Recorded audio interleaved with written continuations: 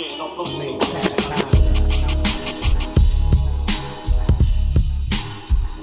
gotta intro us. Putting all the pressure on me. That's great. Hi.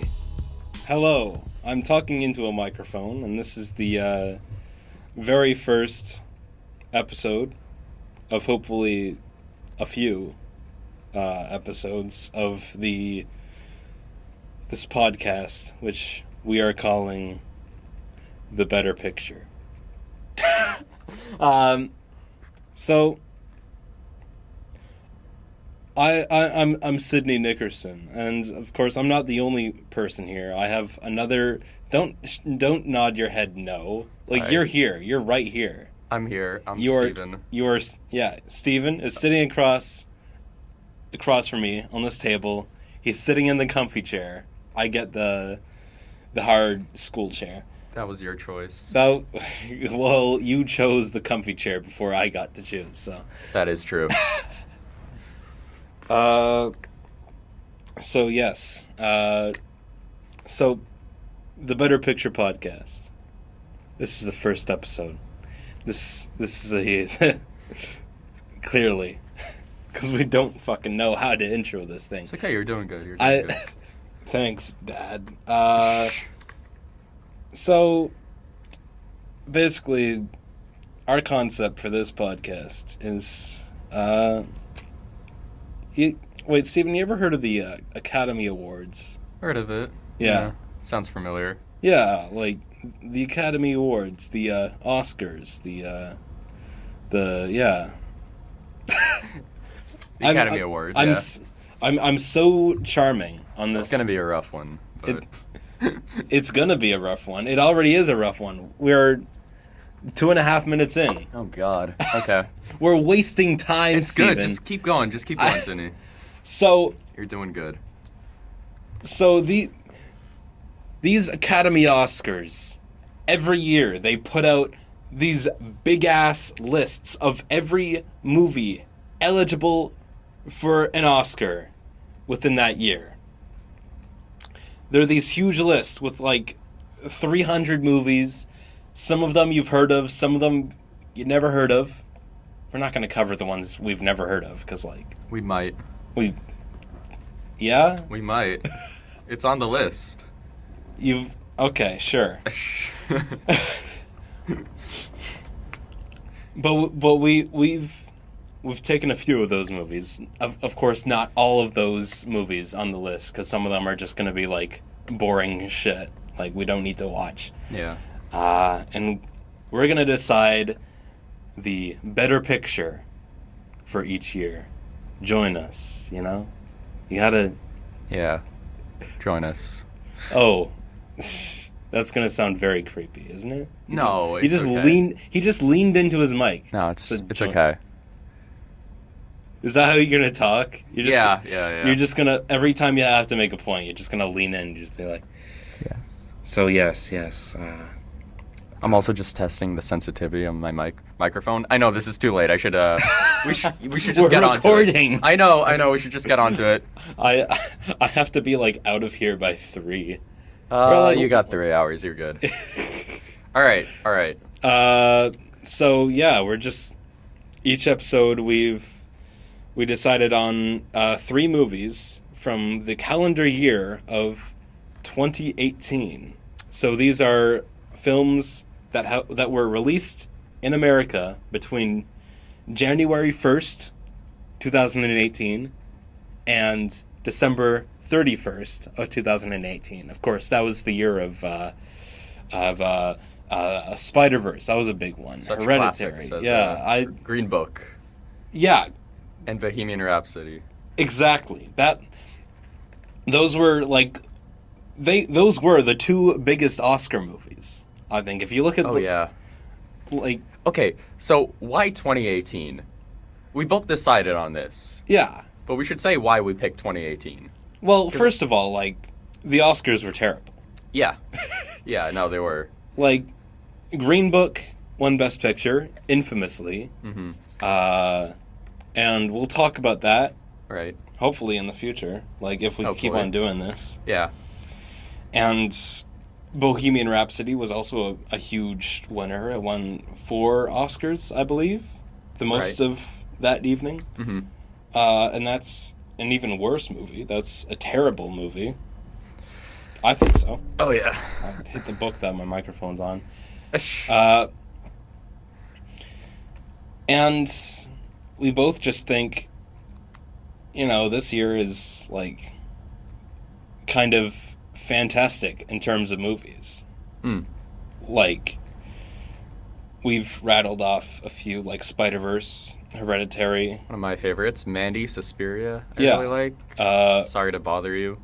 Roma is one of my favorites. You Were Never Really Here.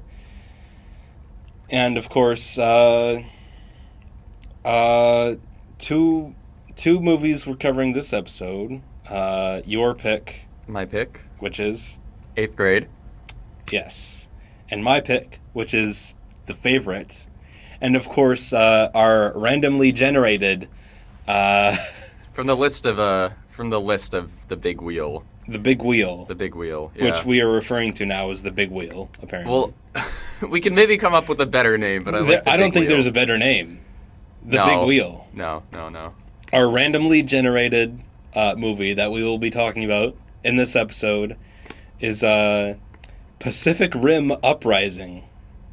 It's definitely a random pick. Yeah, we'll see if we end up like nominating this for a few Oscars or a few of our Golden Raspberries. Maybe. More likely. So yeah. Yeah, we'll start with Pacific Rim. Join us. Join it.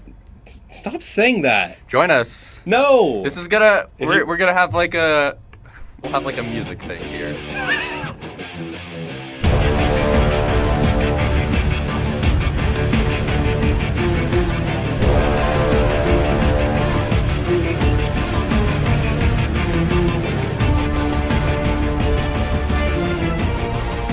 Pacific Rim Uprising. I understand that this is a movie that exists. It certainly is, Sidney. It certainly is. So... I don't know what you think of the movie yet. We kind of, held off from talking about it. What do you think I think about this movie? Not good. Yeah, it's not a great movie. Not a great movie. It's I don't think it's, horrible, unwatchable trash. Okay. I just think it's, I don't know. It's just I feel like enough thought was put into it. I don't. I do not. We should start with, I don't know. What are your thoughts on, the first Pacific Rim? Because, you rewatched it. I watched it for the first time for this. I thought you said you watched it before. I've watched part of it before. Oh, okay. So I've seen part of it before. Okay. I've never fully finished it. So this was, my first, real time watching it, right? Oh, okay. And I really like it. Yeah, it's a good movie. Obviously, right? Yeah. It's fun. It's action-packed. It's Del Toro. It's Del Toro. It's I can't help but going just hell yeah when you watch it. Yeah. It's one of those movies. You know what I mean? Yeah. It's for the boys. I saw it. I haven't seen it in 2-3 years. Right. I figured that was recent enough that I didn't have to fully rewatch it, but I watched a few clips I found online. I watched the opening scene because I wanted to see how they did the action in the first movie. Yeah. Which is much better. Yeah. It's actually shot well. It's shot well. Edited well. It is. It's got you understand the mechanics of the Jaegers. The Jaegers? Are those the robots? Yeah. Jaegers. Okay. You watched the second one, man. You watched this recently. They say it so many times. I don't... Well, I forget if the Jaegers are the robots or the monsters. No, the monsters are the kaijus. That makes sense, yeah, but I don't know. I didn't know if it was the name of a monster. Charlie Day is oh, we gotta get the Jaeger. That's good. That's not good. That was a good impression. Frank! Did you let the Jaeger loose?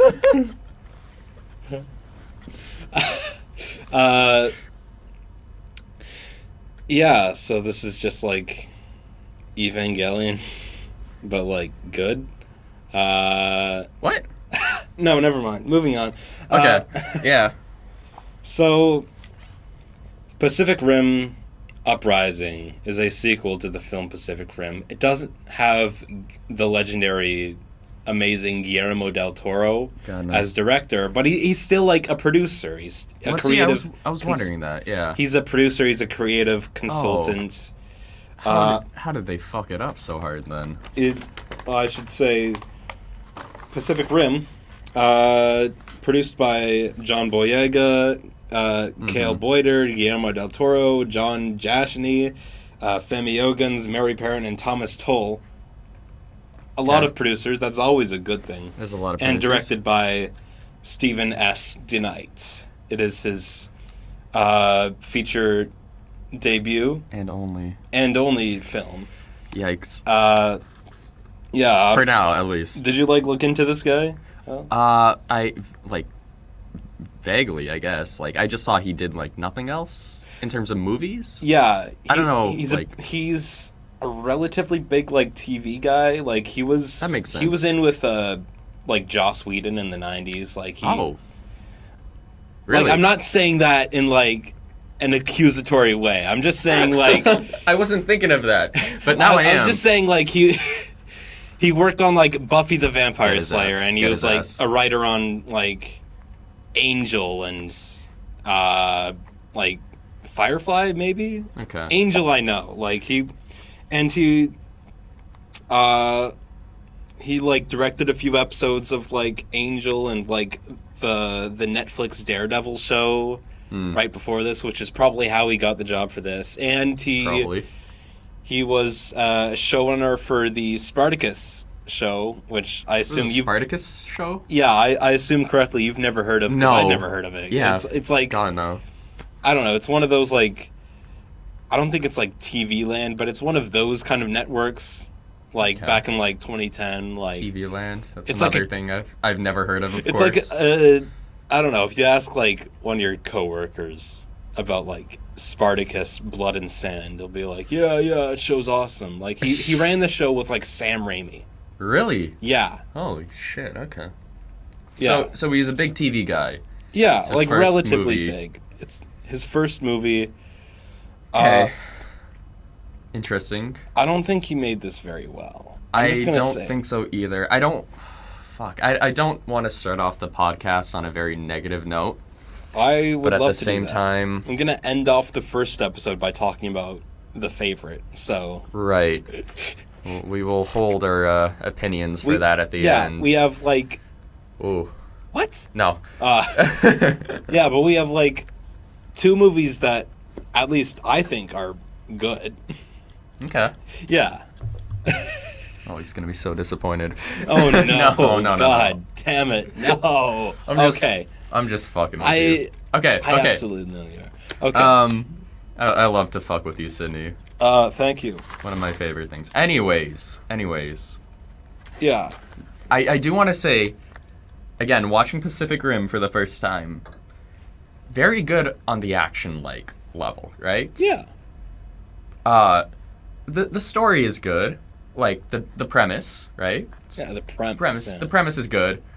I think the characters fucking suck in that movie. Well, yeah. The original Pacific Rim. Yeah, right? But who cares? But who cares, right? Yeah. That's the thing. Who cares? All the other shit is there. Mm-hmm. So I feel I'm willing to let it slide. Yeah. With this one, I don't know, man. The other stuff was just not there for me. Yeah. And I feel everything just everything was not good. It took me I think 2 attempts to watch this, just because you see, I tried to watch this with some friends, right? Uprising, yeah. You tortured your own friends. I know, I fully fucking... It's not, I don't think it's No, it's listen, okay. I kind of did, but one of my friends was we were talking about, he brought up Pacific Rim. I'm oh, Pacific Rim. I just watched that for, the first time, a few days ago, right? Yeah. And he's oh, like I want to watch Uprising. I'm like, all right, you know. Yeah. I'm like, yeah, okay. All right. Yeah. I was planning on watching that. Let's do it. So, you know, we put this movie on. I think they're expecting something totally different, of course, because like, yeah. I watched this with two friends. One has not seen Pacific Rim. The other has seen the first one, but like a long time ago, right? So I had to really hype up this movie because there's no way they would just like agree to this otherwise. I was lying to them a bit, right? Oh no. I had to watch this movie either way. I thought it would be more fun to watch it with friends. Yeah. So like, you know, I lied a bit. How'd you hype this up? Pacific Rim is awesome. Yeah, Pacific Rim is awesome. But that's what you're like, oh, I'm like, the other guy who's seen it, he loves Pacific Rim, right? Yeah. So, you know, you expect something. If you don't know, like, anything about Pacific Rim Uprising, maybe you just expect Pacific Rim again. You know what I mean? It was not that at all. I think we got, like, 55 minutes into it, and we had to turn it off. It was like a collective choice, by the way. Like, no one was enjoying this thing. We realized, like, we had to pause, because I had to go pee. And then we realized we were 55 minutes into this thing. It feels like it was like 2 hours. And there was just like a collective like groan in the room. Like, God damn it. So, yeah, they turned this shit off. They were not happy with it. We ended up watching, I think, Scooby-Doo, Pirates Ahoy or something instead. And we had a better time with that. Yeah. We had so much more fun with that. That's the thing about no Uprising. one was complaining. Yeah. That's the thing about Uprising. Like it's a bad movie. Yeah. But it's not like that kind of bad that you like put this on with some friends and like have a good time. Yeah, it's not like, I don't know, Madam Web, to use a recent. Sure. But I do think if we waited a bit longer, I think we might have finished the movie, because, like, it takes a while to get fucking going. Like, all the action-heavy stuff is at the end, right? You think it gets going? I wouldn't say, like, gets going, but, like, it has, like, a big, like, third act, right? It does. I feel like a lot of, like, I don't know, the first hour is, like, just slow, you know? It's a lot of, like, needless character stuff. I, again, don't care about any of these characters, besides maybe Charlie Day. Okay. He's, like, the only two characters I liked from the first one were Charlie Day and Ron Perlman. Yeah, that's what I remember. They were fantastic. That's one of the other scenes I rewatched. I found it on YouTube. Yeah. I'm just like, I want to watch like Ron Perlman get eaten by a monster fetus. It's great. And his name is like, oh fuck, what's his name? His name is Hannibal Chow. This Chow? Yeah, right? Well, it takes like it's in Hong Kong, I think, right? So his name is Hannibal Chow, which is a badass name. One of the greatest names I think ever. Hannibal Chow. I think he's one of those white guys who can just get away with it. You know what's funny? Him and like Alfred Molina. You know what's funny? I think in Scooby-Doo Pirates Ahoy, Ron Perlman played the bad guy. I'm just remembering that right now. We're getting so off topic. No, this is Ron Perlman. All right. Ron Perlman isn't even in in Uprising. He should have been, man. He died in the first one. All right. Okay. Anyways, second was boring as fuck. I think the first hour is like, it feels so disjointed, to say the least, right? Okay. You don't feel that? I feel like there's so much wrong with it. But the first two acts are, I don't know. I feel like I don't say fine. Fine. What? Okay. No. It's, you're saying like the last half of the movie is where it really gets going. The last like 30 minutes. The last 30 minutes, last act, whatever. Yeah. I heavily disagree. I feel like it's just a constant, like, Yeah, sure. Yeah, sure. like, but, like... 4 out of 10? Yeah. I don't know.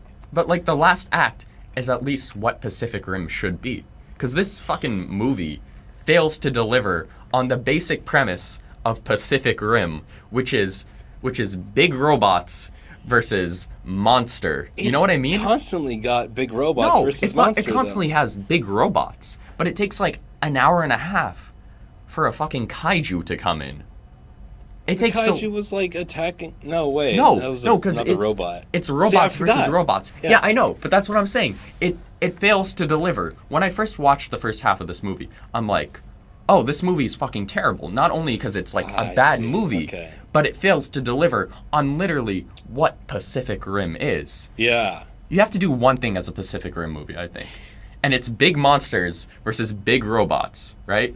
And that's it. But like, what it sets up is there's big robots and then other big robots that are going rogue and attacking the other big robots, right? Yeah. That's not Pacific Rim, man. Like, in the last movie, they closed the breach, right? They closed the breach. No more monsters, no more kaijus. Yeah. You can't have a second one, which is also so fucking stupid, because I'm just like thinking, I'm like, how do you make a second Pacific Rim movie when the last one ends where they literally solve the main conflict? They close the breach. There's no more kaijus. Okay. I mean, they figure out something, but it still feels like kind of useless. Yeah. Want me to say how they made the second Pacific Rim? Sure. What? So, Pacific Rim 1. Like, it doesn't do great in, like, America.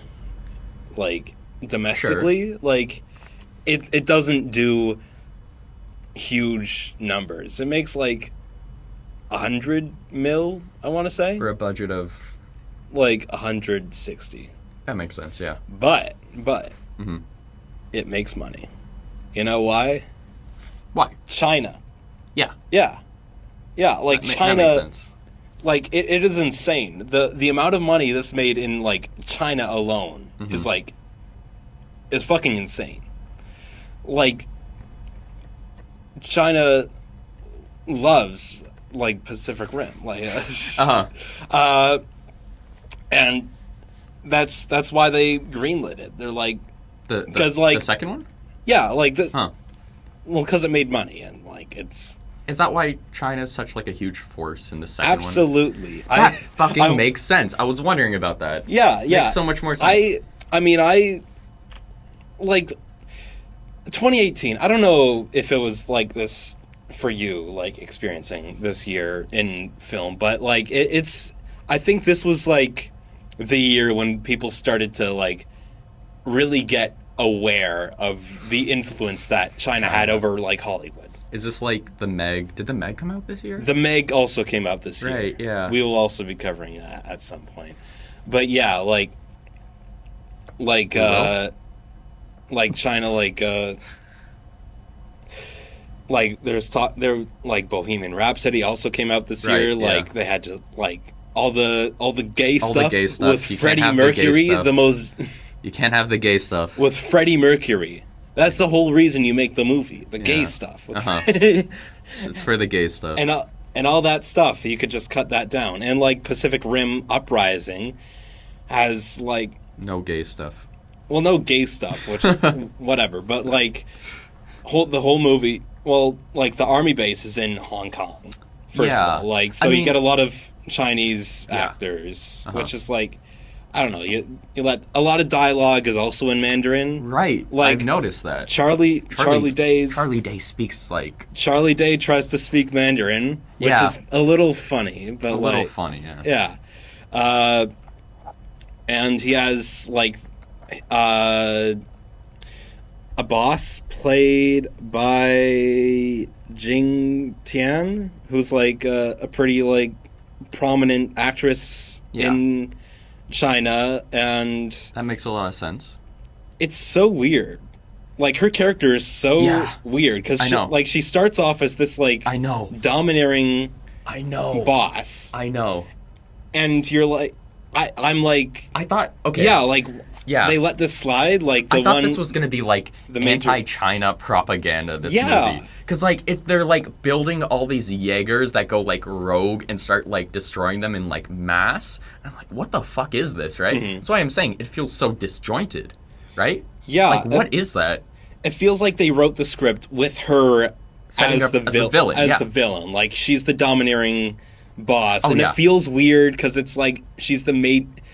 It like part of it feels like it's really trying to appeal to like the Chinese like censorship government laws, like and a Chinese demographic.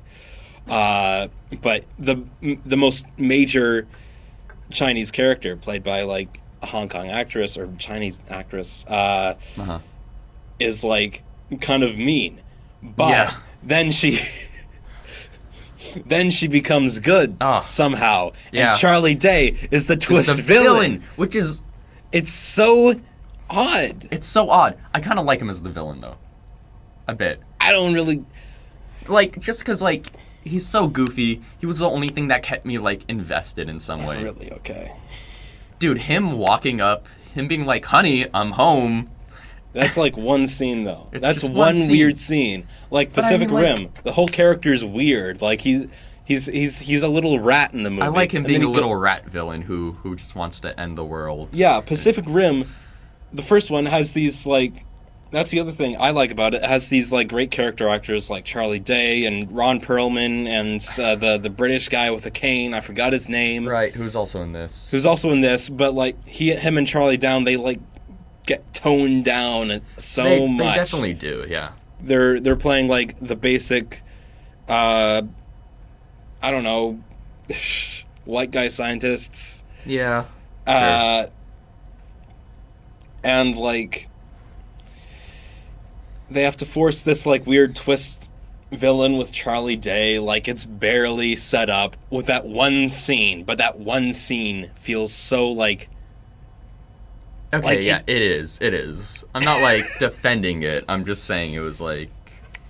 They could have just, like, put it in last minute, right? Probably, yeah. Like, it has, like, nothing to do with the plot other than to set up the fact that his brain has been taken over by Well, it continues from the last movie, right? He was, like... He drifted with the brain.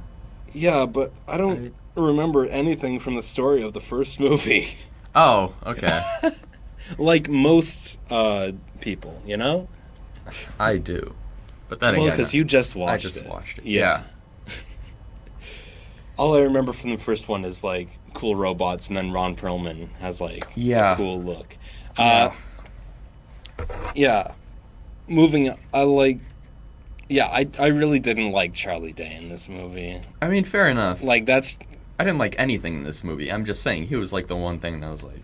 I liked some things. You did? Yeah. Okay. First off, I really like John Boyega. Oh my god. Really? Dude, I do not like him in this movie. He's so charming. No, he's like, not. What? No, he's not. I don't know. I'm not like shitting on John Boyega because I think he has like his strengths. Yeah. But in this movie, I don't know why he's in this.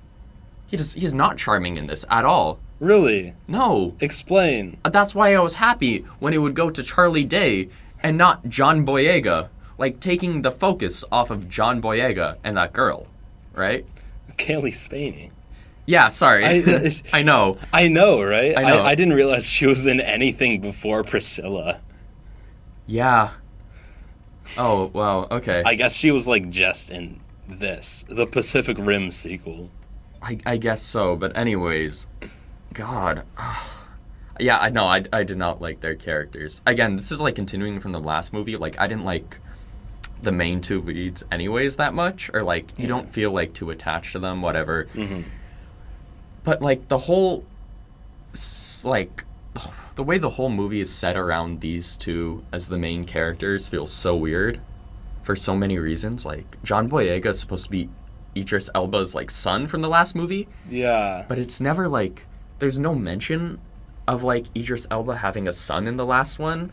Yeah. At all. Like at all. So they just like put this in last minute, obviously. They're like, "Oh, how do we make like this like sequel, right?" Yeah. And then you have this big character, and now it's his son, and there's like relations. Has to be like the son of someone from the first movie. But it's like it's so dumb, right? And I don't feel like he has any charm. I'm sorry. He says like he has quips, and I think they just fucking fall flat. I don't know. In this movie, which is all just like flat, like those. That's what Charlie Day is, man. That's what Charlie Day is. Charlie Day is so flat in this movie. He is so flat too, but at least he's better. He's like like a bump. He's like a pebble in the road. Like, I'm sure Charlie Day can play characters that aren't little rats, but like, no, this movie needs a little rat. This movie needs a little rat, and it has to be Charlie Day. Rat. Yeah, like it's got to be like Charlie Kelly. Yeah. I like John Boyega. I like John Boyega in this movie. I don't like his inclusion. I don't like his character. I don't feel any like. I don't like his character, but I don't think he's good in it. I just think he's a welcome presence. I do not. Like I just think he's automatically charming and just like he's. I like his whenever they let him like riff a bit, like it's fun. It's never fun. Okay. Like, it's not fun. I'm sorry. I did not have any fun with that. Like I just like how he's just like annoyed by this kid. You know? Yeah, but then it's like it's very obvious that it's all gonna come like to him. Yeah, like it's obvious. Like they're gonna grow like this. Well, like, that barely happens. Connection. They don't know how to write that. They didn't know how to write it, but it's I don't know. It's fucking. Yeah, I rewatched like the first clip, the first scene of the first movie, and with all the exposition about like how you have to pilot a Jaeger, you have to have a really close bond with the other person, and like I didn't realize that was a thing in this one, like because like none of these characters that are piloting together have like he pilots it with like Scott Eastwood. Yeah. Like Clint Eastwood's son. Oh, I didn't even realize that, yeah. Scott Eastwood? It was like... Okay, yeah. Squinty eyes. Like, well, now that you say it, yeah. He's always talking to John Boyega, like, you better not steal anything. You don't belong here. Like, don't tell the black guy to not steal anything. They should have just got 90-year-old Clint Eastwood in this, man. Hey, shut up. Yeah. This could have been a better story if it was Scott Eastwood and Clint Eastwood. It's a better father and son. But they just hate each other the whole time. Sure, yeah. It's just actually Clint Eastwood on fucking set complaining the whole time. Yeah, Clint Eastwood and John Boyega. That's the team I want. Yeah. But yeah. I didn't like John Boyega. Yeah. And that's what I think like as the movie progresses, it kind of like puts less focus on John Boyega's character. Yeah. A lot less. Like, it opens with him doing, like, like, that big, like, exposition dump, right? That opening is kind of fun. It's so weird. Why is he trading, like, Oreos and shit? Do you know what I mean? Yeah. Why is he trading, like... What is that? What is that about? Because the world is broken. It's a desolate wasteland. Like, it's not, though. I need food. I need... It's not. It never shows it past like that opening scene. I don't. Yeah, think. I know, but like I like the opening. I watched that. I'm like, wait, is this movie kind of under? No.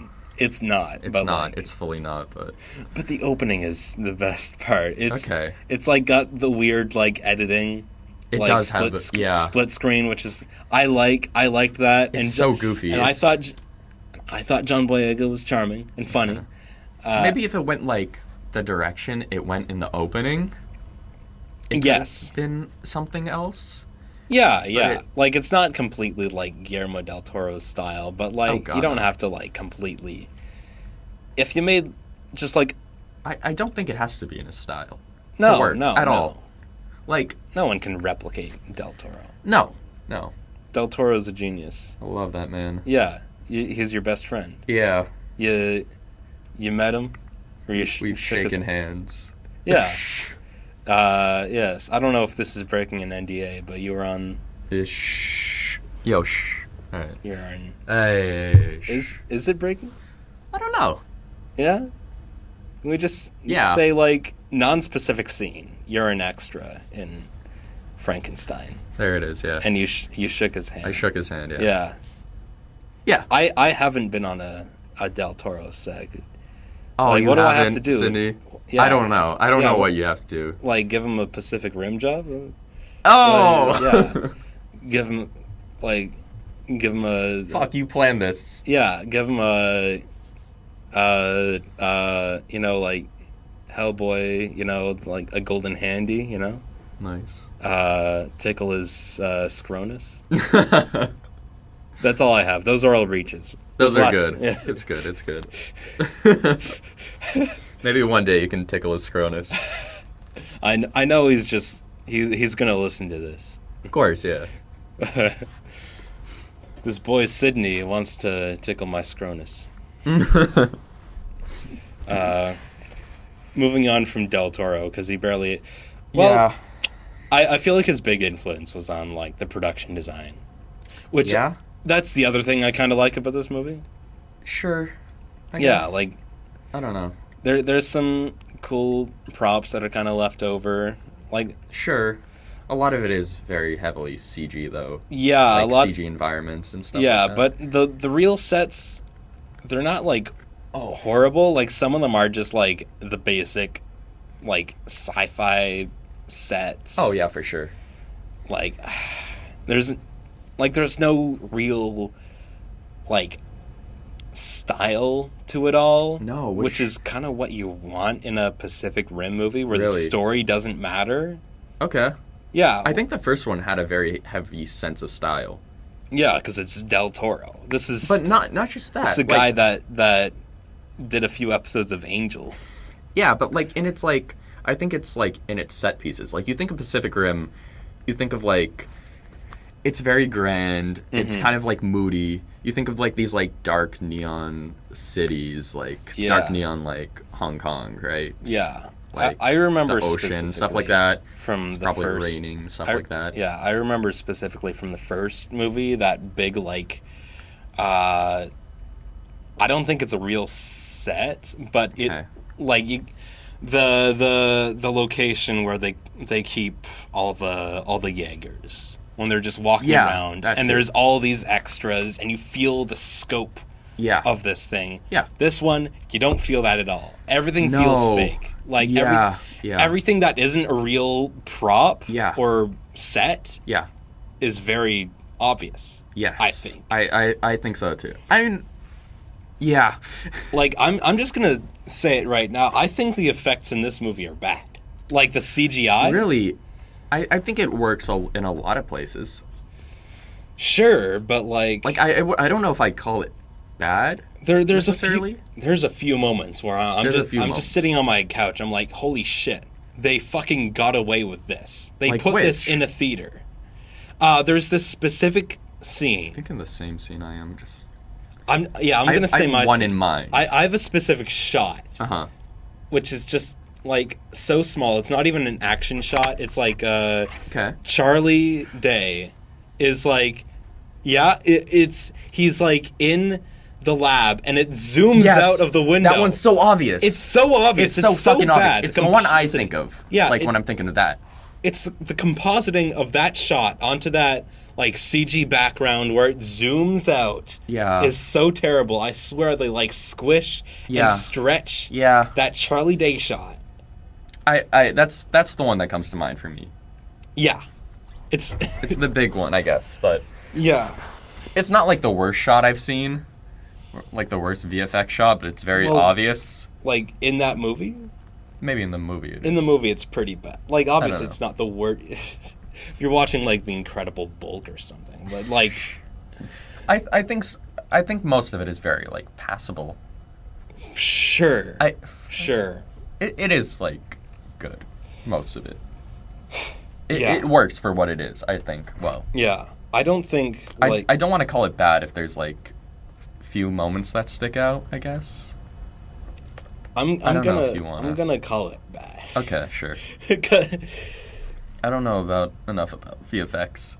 I just generally think I could really tell that this guy Stephen S. D. Night. Yeah. He just doesn't know how to shoot a movie for post. Like, you can tell with the editing, too. Yeah. Like, a lot of that was just, like... He didn't know how he was going to edit this. A lot of it... Probably. A lot of it is, like, really quick takes. Like, he shot this, like... Mm-hmm.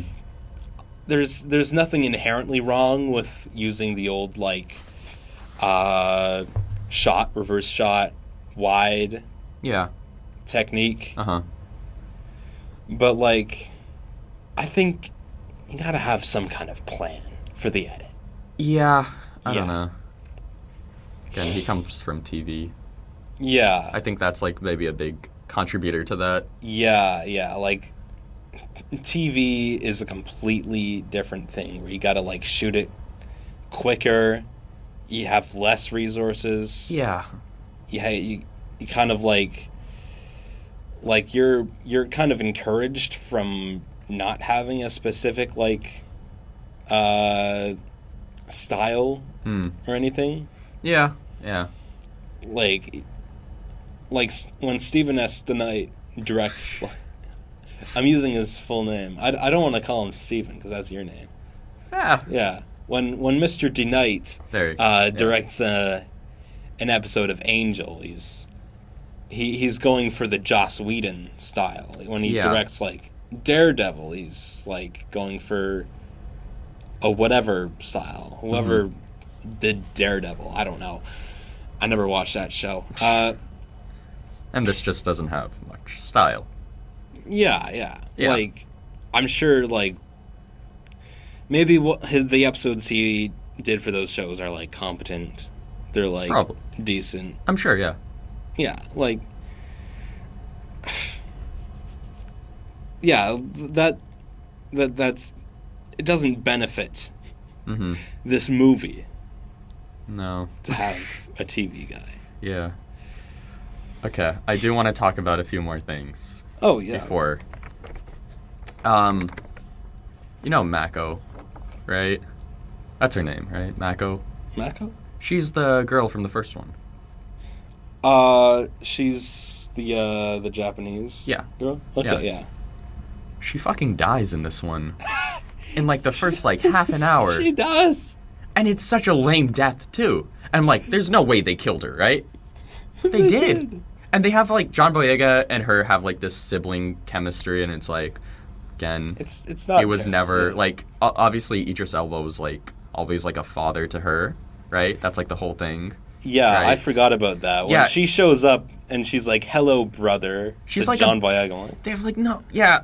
It's just kind of out of nowhere, obviously. Yeah, but then she just fucking dies, man. Why even have her? It feels so, like... Yeah, I don't know if she was just... She's, like, the one major character from the first movie who returns. Right? Like... And like, the main character from the last movie. Where is he? What happened to him? There's Who cares, though? I know, but Charlie still... Hunnam. Who cares? I know, but still, it's so odd. I feel like if you're going to do a Pacific Rim, like, sequel, they probably wanted to do it with him in mind. And I feel like he just didn't want to return for some reason. Busy. Yeah. I don't know why he wouldn't want to return. I don't think he has, does he have that big of a career? Yeah. Like, I looked into Charlie Hunnam, like... I mean, this guy works with a lot of, like, big directors. Like, he feels like a bad, like, red box, like, conservative... Your conservative dad loves him or whatever. Yeah. But he was in, like, Children of Men. Like, I did see that, but, like, as a big character? Not a main character, obviously. Well, yeah, but, like, obviously, but, like... There's roles like that where he'll, like... I feel like he'll look for the director. Like, he'll work with, like, Guillermo del Toro. And he was in, like, Crimson Peak. Like, he's... Okay. Like, he's still collaborating with del Toro. He's in a lot of, like, Guy Ritchie movies. He was...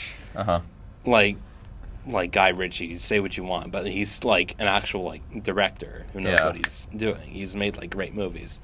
I think he was in the Guy Ritchie's King Arthur movie around the same time. I think he was King Arthur. Oh, so God. That might have been, like, a schedule conflict. That makes sense. Okay. Yeah. I'm just saying John Boyega's, like, whole character is such a weird choice. Yeah. He doesn't feel like that crucial to like the whole story either. Yeah. Neither does this girl. I don't like the fact that he's the son of Idris Elba. I don't like a lot of this, man. There's probably a lot more I didn't like about the movie. I'm just like... I didn't like the whole military aspect. Yeah, me neither. Like, I think that's boring. It reminded me too much of Starship Troopers. Are you talking about, like, the other kids? And the other kids, The other kids fucking sucked. Yeah. Yeah. Their whole, like... Oh, God. They're just, like... What was that, Karen? Hi. Yeah. What's the timing on that? 49:15. Yeah. Okay, we can continue. Sorry. Okay. The other kids sucked. I think Chirag Gupta from the Diary of the Wimpy Kid movies was one of the kids. Yeah. Wait, really? Yeah. You're not just being, like, racist. No. That was Chirag Gupta. You're shitting me, right? What? And he talks about boobies or something in it. Do you remember? That's the worst character in the movie. Oh, yeah. Like, no. I'm sorry that guy, like... Chirag Gupta. You were great in the Diary of the Wimpy Kid movies. He is not great in this movie. He's very terrible. Yeah. Like... My boy Chirag. He acts like a youth theater kid. Yeah, I mean, all the like, that whole group sucks. Yeah. Like, they have nothing to do. Even the Russian girl seems like she'll have, like, a decent character arc. But like, she doesn't. It's so fastly resolved. I wrote this down. I don't like you. All right. Now I like you. That's what it boils down to, her whole character. But I wrote down that, you know in the end, I don't know if you remember this at all, but, like, when they're in the battle, yeah. like, the... No, I don't remember it. Like, they're in trouble, and then Jing Tian, if that's how you pronounce her name, like, comes in with Kaylee Spaney's old little robot. Yeah. And she saves the day. Yeah. That should have been the Russian girl. Probably, yeah. Like, that... Yeah. Like, that's such an easy choice. Like, the whole movie, this Russian girl is talking to this little Kaylee... in a Jaeger at the time, though? I can't even remember. I can't even remember. Kaylee Spaney. But I know what you mean, yeah. The Russian girl was, like, talking to Kaylee Spaney, like, your stupid little fucking robot that you built on your own. That thing's dumb. It's... Yeah, no, I agree with you. And you're dumb. Like, it doesn't make sense. But, like... That's like that must have been in, like, an original script. This movie has, like, 4 different writers, credited writers. Mm-hmm. Like, I'm sure it's one of those movies that just gets passed around Hollywood. Like, can you do it? Can you work on this script? You know, Pacific Rim 2. Like, we'll give it to these random guys, and, like, 4 people get credited. Stephen DeKnight, Emily Carmichael, Keira Snyder, T.S. Nowlin.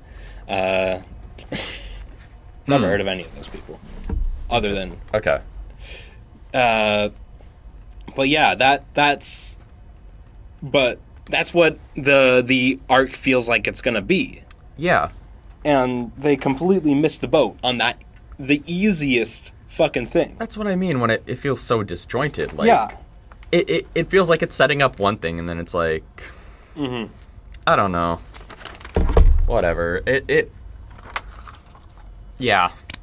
Whatever. This movie's fucking stupid. I don't want to, like, I hate, especially now, I feel like I don't want to, like, just shit on movies. Like, because it definitely took a lot of hard work to make this, but also, like... Yeah, but it's bad. It's bad. It's just fucking bad. Yeah. What do you think about the music of this movie? I can't remember it. I remember they used some of the original score, I think, at the end. Okay. I like that, the original score. Yeah. Great. Boring music. I don't know. Like, for this movie. Yeah. Yeah. I can't remember it. I don't know. Yeah. The sound design, sound editing, sound mixing. Sure. I don't know. It's good, I guess. They just use, like... stock sci-fi. Yeah, I don't think I was too focused on the sound. Yeah, this. like you think it's something like, I don't know, like Star Wars movies. It's such a like high comparison. Oh God! Like I feel bad, but like, there's no unique sound here. No, they don't have like probably not. Ben Burt in the studio. And, like, I'm just thinking about now the end. I'm getting sidetracked again, but I'm just thinking about at the end. The whole final showdown takes place in Hong Kong, right? Yeah, I think. Okay. Oh no. Does it? I forget. I can't even fucking remember. But go on. It takes place in a big city. Yeah. Right? I might have been fucking wrong about that. Whatever. Go on. They just totally destroy the city. John Boyega's like plan is like the kaiju is coming and he's like his plan is to like throw buildings onto this kaiju without like any that's thought. That's what they did in the first movie though. Not really. That's what they were more careful about it, I think. At some points there's definitely like consideration for like people and like a lot of it did take place like these big fights in the water also, so like not totally surrounded by buildings. I'm just so curious if there was like people in those buildings who couldn't get out in time and John Boyega's just like fucking taking these buildings and like throwing them onto the kaiju. Yeah. And like you're not supposed to think about that. I don't know. And then like there's like these Jaegers that are like jumping off buildings. They're like jumping off buildings and springing it on. And it's like I don't know. They're destroying this city. I know there's a kaiju like destroying this city and trying to like destroy the planet. His plan is also everybody attack one at a time. Yeah. So Chirag Gupta gets killed. Yeah. I'm sorry. I'm getting really riled up about this, but like the more like there's so much shit I think about, and I'm like, oh, that too. Why was that in there? Thank you for bringing that up. That was so fucking stupid. We had to bring it up. Yeah. I almost forgot about it. It's like so many things. Yeah, his father used to sing that song, right? His father used to sing that song. No way his father sung that song. Oh, God. I think this movie just riles me up, man. Yeah. I just want to work through these categories. Yeah, please do. Like, a lot of these are just, like, cinematography. I don't know. Boring. Like, they're like part, any interior is, like, lit terribly. The lighting's terrible. Like, the scene where early on when they're in jail, like, that's, like, it looks awful. Yeah, there was like a few like cool action shots. I think there was like a shot where like was it one of the Jaegers was like I think just got like destroyed and like the sun is setting up or something and it's like setting over his chest. It's a cool kind of grand shot. Shoot, I vaguely remember. That. Yeah, there's just like that's like one shot though. There's a few shots that I'm like, okay, this is like... It's not like Lawrence of Arabia, you know? Sure. Anyways, continue. I'm like, whatever. Hair and makeup? I don't know. Yeah. They look too clean. Too clean. Well, yeah, it's that like Hollywood movie thing where like they're supposed to be like she's like this like the girl, Spaney. Thank you. She's like... What do you call her? I don't know if she's an orphan. I don't even know what her... I think she's an orphan. She's an orphan, right? Yeah, she's like living in this building. Her entire family gets squished by Godzilla. Oh, right. Totally forgot about that. And there's like this huge gap. Of course, like their family's on the other side and she's on one side. And like the foot comes down, right? It comes down, of course, it's right like between them on the dock. It is. It's so funny for some reason, right? Like, it's like perfectly, the kaiju perfectly splits the path right down the middle. And they're like, come here. And then they get crushed. It's a huge gap when they're like, jump to us. Like, she's going to die. And then they get crushed, of course. Yeah. Oh, my God. Everyone run away and meet up later. She's this, like, orphan living in this building, and she looks like... She builds a huge robot. She looks way too clean. I don't know. Sure. I don't know. Yeah. Like, they all look... I don't know. Fucking... Yeah. Whatever. I don't know. Costumes? Boring. Yeah. I don't know. Yeah.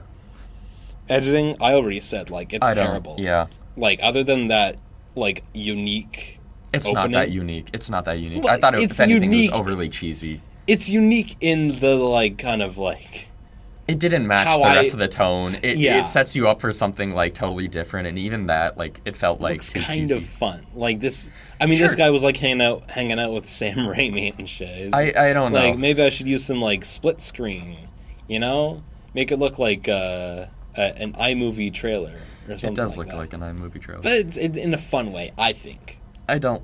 But like, I don't. It think doesn't use that at all. Yeah, it's no. like quick cuts. Like they shoot all these takes. Like that's something I hate about like a lot of badly edited movies. Like they shoot all these like takes, with, like one like shot, reverse shot, wide, and they feel like they have to use like every take they use in some way. So it's like these quick cuts between dialogues, and like no shot in a like conversation can last over a second. Yeah. You can't hold on this one person. You gotta like cut to this person when they're like nodding. Oh yeah. Cut back. Yeah. To finish this thing, then they cut back to the. It's like I know. It obviously not like the worst thing ever. Just like boring, and I find it kind of annoying. Yeah. And effects, we said like I said they're bad. You say they're passable. Yeah. I think for the most of the movie it works. Yes. I don't know. This is a very like big scale CG movie. Yes. I don't think it's constantly not working. Like there's Sure. a lot of like I don't know. It's a very big budget, CG movie, and I think a lot of it is as good as any other. Probably a lot of work putting into it. Yeah, a lot of work. Sure, but like, Okay, but yes, I do also think there's... You can continue. yeah. Okay, the last thing I have, this movie didn't win a lot of awards. Oh, it didn't? Yeah. Didn't win a lot of awards? Yeah, I wrote down Teen Choice Awards. John Boyega won. He was nominated. Of course he for was. Action Actor. Was Charlie Day nominated? No, it was just God damn it. Boyega for actor in an action movie and choice action movie. This is such a Teen's Choice movie. Yeah, Teen Choice Awards. Those are just rigged. And the other one I wrote down, the Location Managers Guild Awards International. Okay, interesting. It was nominated for Best Film Commission. It did not win. Oh. Yes. Okay. That's about all I had to say. So, all right. Overall, what do you think? We should probably move on. I'm yeah. getting too riled about this movie just thinking about it. We're at like an hour. It's fine. We'll spend most of our time talking about Pacific Rim Uprising. God. No. Sounds terrible. No, but what do you think? Just like quickly. Nah. Thanks. Yeah, I agree. It's not even a fun bad. It's just not. like a lot of. It feels like a big like studio. Yeah. Interference. Like Probably. everyone's got their fingers in the pie. You know. Yeah. It made me think of Starship Troopers. I don't know if I mentioned that. You mentioned it a bit. Like Kaylee Spaney feels like the Johnny Rico. You know. Yeah. Like not in a good way at all, but yeah. You know, her subplot is like the first bit of Starship Troopers. Yeah. You know. I do see that. Yeah. And that's where like that military aspect comes in, but it's just like. Yes. Not done well it might at all. just be like sci-fi Well, military stuff. Yeah, but I know what you mean. Maybe I'm just always thinking about Starship Troopers. You definitely are. Because that's a better movie. It is a better movie, but it's just Yeah. I just think this movie did not need to exist. No. Moving on. Yeah. I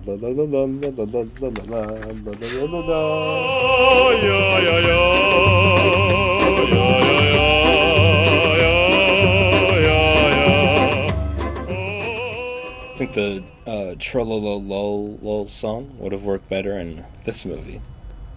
Yeah. Yeah. So now on to my pick. Yeah, you introduce it.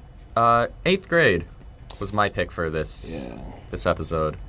I think I wanted a very like easy introductory movie. Again, this has been like, well, hold on. This has been like one of my favorite years, I think there's a lot of movies I really, really like here. And it was a very, like, big year that kind of changed my tastes, I think. It was like a movie that... it was a year that introduced me to a lot of movies that I think kind of defined... Yeah, that's another thing. Like, we were both very young getting into... Like, I was 14, you were 16? I was like 16, 17. Yeah. Yeah. Yeah, so this is like... these are, like, formative years. Yeah, especially for movies for me when I was getting into it. So, like, I think, like, movies like Spider-Verse were, like, really kind of, like, you know... Like, it was a big thing for me to, like, see. Suspiria, I mentioned, Mandy, I, like... Still some of my favorite movies, right? And I always did love 8th grade. And I think this is, like... This was always kind of, like... In that, like, top 5 for me. Maybe number 5 on there. For, like, 2018? For the year. Yeah. Oh, definitely for the year, yeah. Yeah. But, like, so, yeah, I didn't want it to go, like, too fast into, like, one of my favorites for the year. I feel like 8th grade is, like, a good, nice spot to start. Especially since you picked... Your original pick was, Love, Simon.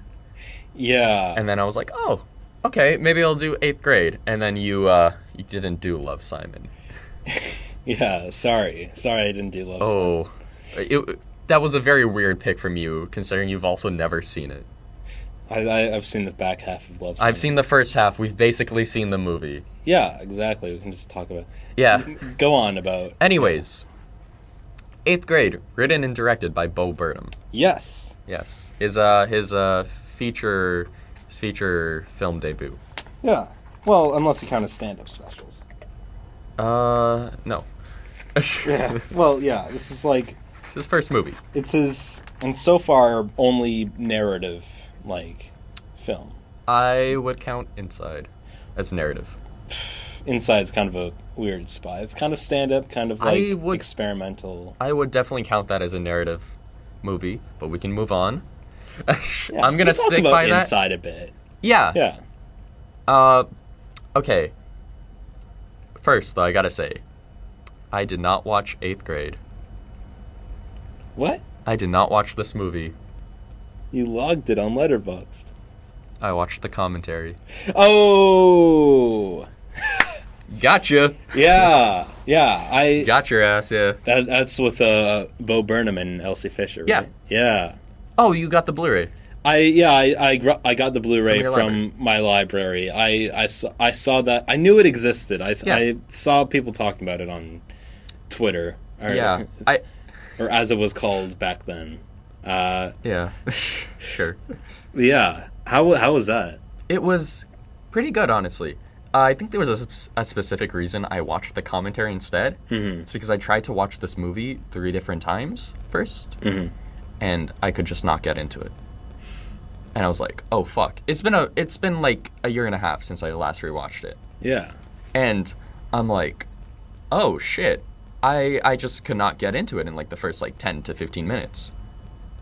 Really? Yeah, I couldn't get into it. That's I'm like, so odd. I know. I'm like, I didn't know if any of the characters, any of the characters. It's just like one. I tapped my mic. Whoa there, buddy. He's getting restless. All I can say is like, I just was not getting into it. And I didn't know if I can fully continue it, right? Really? Yeah. Okay. So, I know that's odd. I have seen this movie like 3 or 4 times, and I've always loved it, right? Yeah. Or like really enjoyed it, at least. And it's a very like, sorry. So did the awkward moments just kind of like really sink in? It wasn't even the awkward moments. I don't know. Yeah, this is a very awkward movie. It may have just been like the timing of when I was watching it, and I'm just like struggling, because like when you watch a movie, I don't know, you don't want to be like somewhere else mentally. Yeah. And like you don't want to find yourself drifting off, and I think that's what I found myself doing, and I'm like, okay. It definitely felt like a very indie movie, like overly to me when I think I was like watching it at first. This is fucking stupid, and I think like I can kind of see. I put on the commentary. I started watching. I started listening. Obviously, I'm watching with subtitles. You can still hear the audio from the movie. I'm still watching, I'm just listening also, right? Okay, all right. And I started getting more into it, obviously. Yeah. It helps a bit, right? And the more the movie went on, the more I remembered why I enjoyed it. Yeah. And I don't know what the fuck was up with me at first. It just may have been like, I wasn't feeling it. Uh-huh. I don't know why, but I started getting more into it, and I get more into the characters and the situation, right? Yeah. And at one point I was like, maybe I just turn off the commentary, and just watch the movie again, because like I found myself just getting really invested into the story. But I didn't do that. I just kept on listening to the commentary, found myself like drifting from the commentary, watching the movie, and I really liked it again. And I remembered why I really like this movie. That was a long spiel, but yeah. That's your story. That's the whole story. Yeah. It's fucking led nowhere, but... Here's the story of how I watched the movie. Actually, this is a little bit interesting. So, when this came out, I was or had just, like, graduated 8th grade. Mm-hmm. So I was... So I think I saw the trailer. It came out, like... must have been, like... I don't know, like, late in my grade 8 career. So, like, a lot of this would have resonated with me if I had watched it at that time. Okay. Like, a lot of the stuff about, like, you're just like, starting high school, That was a huge thing. Like, I was also, like... a socially awkward kid back then. Like, I didn't have a lot of, like, really close friends, like, in grade 8. Yeah. Like, that only really changed around COVID. I, like, trained myself in quarantine to be a...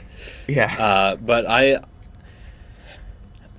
can't remember when I first tried to watch this. It must have been, like, when it first hit Netflix, like, must have been, like, early high school. Yeah. Like, grade 10, late grade 9. And I couldn't get through it. Like, even now, a lot of it is just like, oh, like that. It's horrible. Like, it's a very cringe movie. Like, not like... Like, Kayla? That's her name? Kaylee, right? Kayla. Elsie Fisher is just like... She makes all the wrong decisions. Like, I can relate a lot, but I can't really relate to, like, I don't know, lying about having a dirty pictures folder during was it like a shooter drill? A shooter drill, yeah. Something like that. It's fun. It is funny. It's so funny. But, like, you gotta work through a lot of that stuff. Yeah? Okay. Yeah. Like, I think that's when I turned it off. Okay. The first time. I'm just like, I can't sit through this. Like, coming back to it now, that plot goes nowhere. Like, yeah. Like, you yeah, her... it? Yeah, I did. I, like... Her crush on Aiden. Yeah. Aiden's a funny character, I think. Aiden's so fucking funny.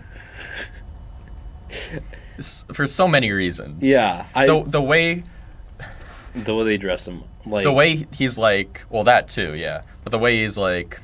You give blowjobs or something, and then, like, the thing ends, and then she's like, yeah, I give, like, great blowjobs, right? And then he just, like... farts with his mouth after that. You just go... And, like, that's the end of the fucking interaction. It's like his mind goes nowhere. Oh, my God. It's so fucking funny. He has, like, a Steph Curry jersey on at first. Yeah. Which is a great detail. And, like... Great detail. They talked about that jersey in the commentary, by the way.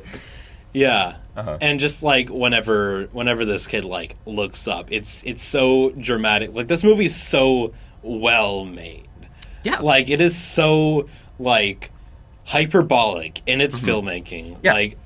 Like whenever whenever Aiden looks up, it's like the extreme close-up on his eyes, like, and a slow zoom out, and it's this big music cue. Huge, yeah. And it's this, like, 12-year-old kid. He's a fucking stick. It's so funny. It's so funny. Like, I do think, like, a lot of it takes, like, if you, like, a lot of that style isn't really surprising when you watch, like, Bo Burnham's stand-up, and a lot of it is, like, theatrics of, like, lighting cues, sound cues. Yeah. Like, a lot of the humor comes from the general craft. Yeah. Of those shows. And, like, this, like, the hyperbolic stuff, the Aiden stuff, like, the big music cues. The score is so great. Yeah. It's such a weird choice to have, like, the synth pop. I know. Right? Over dramatic, like, the score from, like, fucking Drive. Yeah. You know? Uh-huh. And it works. It works so well. And it's a huge contrast. That's how you feel in grade 8. Mm-hmm. You're like, I have to get my life together now. Yeah. I have to find a girlfriend. I have to find a boyfriend. Mm-hmm. Now. If I don't get my life together. Is that how you felt? Yeah. Yeah. Is that how you felt? That was chilling. I think that came a bit later. Yeah. That feeling's definitely starting to hit me now. You know what I mean? He's finally getting my life together. Yeah. We graduate in a year? Yeah. Oh, yeah. Yeah. I guess we do. That feeling's gonna hit you, hit us again. It kind of hit me again in, like, end of high school, right? Yeah. Like, yeah. Yeah. Like, you don't know what's gonna happen next. No. It's such a crucial, like, I think, point in your life. Like, I guess, like, how old is she? Like 14, Kayla? Like 8th grade, which would 13, 14? It would be like 13, I think. How old was I in grade 8? Because, like, America, it's like a year younger. Is it? I think. Or a year 13, older. 14. A year older. 13, 14. Okay, yeah. Right? Because they start school like a year later. Yeah. Than us Canadians. Yeah. Yeah, there's a lot of, like, Americans, like the shooter drill, and, like... Oh, God, yeah. The like, we had attacker drills, which were, like... We sure did. I don't know. Those have a wide variety of uses. You could, it could be, like, a fox that ran into the school. That happened to me. Really? Once. Yeah. Okay. Yeah. Remember we had, like, a shooter drill here? Yeah. While watching The Dirties. Yes. A movie about a school shooter. Matt Johnson's, yeah. School shooter. I thought of that when we were watching it. Yeah. I had to make a note. I was like, also thinking how fucking weird school shooting drills are just in general. Mm-hmm. I mean, we just stay in a room. Their version of a drill is like someone with a gun going down the hallway. Yeah. And there's like makeup and stuff. Yeah, that was really funny. You know, you got the what does he say? He's like, and give a round of applause to the drama department. And he's running around with, like, a fairly realistic looking shotgun. Oh my god, so realistic. I think it might just be, like, I thought it was just a real shotgun, like an unloaded shotgun. I don't know, America, man. I don't know. Is this what it's like? Yeah, and like, this isn't as, like, severe, but, like, my school's never had those, like, popularity end of year contests. Like, is that a thing? Not here. I don't know. I never had those. I don't know if you had those. Like, it's not. I don't think it's a thing in, like, Canada. I don't know. Like, it's a it's a big thing in those, like, high school movies. Like, most likely to succeed. Whatever. Best eyes. Best hair. I don't know if that's. Best eyes is weird. It's all these adults being like going through the children's like. Yeah. I like your eyes. No, I think the kids vote. Oh, the kids vote? Okay. Who has the best eyes? That's such a weird... It is weird. That Did Aiden win that one? I think Aiden won. Aiden won that one. Aiden won. Yeah. Oh, his eyes. Kayla wins most quiet, which is one other weird award. It's so demeaning. Yeah. That's terrible. Most athletic, most smart. I don't know. Those. Were you quiet? Were you like a quiet child? I was quiet unless someone started talking to me. Yeah. Okay, yeah. Yeah. I think same here. Yeah. I think, yeah. I kept to myself, and then someone would talk to me, and I'd go off. Yeah. Yeah. Did you relate to Kayla at all? Yes. Yeah. Me too. Yeah. It's a very relatable character. I feel like, yeah, it is. It's such a great performance, too. Fuck yeah. It's so good. It's pretty crazy. Like, saving the awards for the end, but like Elsie Fisher was nominated for a Golden Globe, actress in a musical comedy. She lost to someone. I'll think about that later. We'll get back to that in a bit. Oh, yeah, interesting. Yeah, and she was also nominated for an Independent Spirit Award. That's good. Yeah. Very much deserved. Yeah, it's a great performance. It's so calculated. It's so calculated. It's so natural. It's natural, but it looks like so all the little mannerisms she has, like her rubbing her arms, when she's confronting the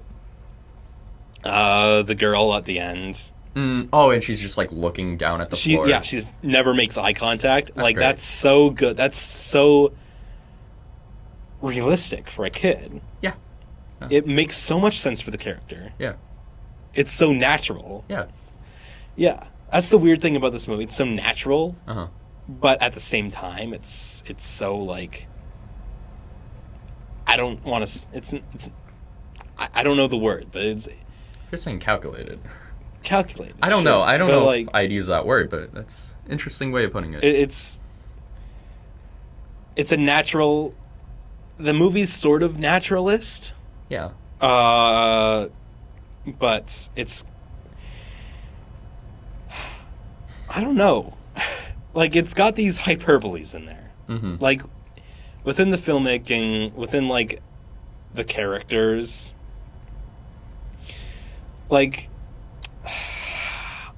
I'm sorry, I don't know how to explain it, but these characters, they feel natural, but very cinematic in a weird way. I want to talk about Josh Hamilton too, her dad. Yeah. And that scene where he's just watching her at the mall from a distance. The performance in that scene is just a comedic performance. Yeah. It's natural in a way that makes sense for the world. Mm-hmm. But it's a calculated comedic performance. Yeah. Right? Yeah. And he's also great in this movie. He's also great. Everyone's great. Everyone is so And there's great. a lot of I think they use a lot of just regular ass kids. Yeah. This is shot in a school, so they just picked out kids from that school. I saw that. Yeah. Yeah. They used one of the band teachers as that.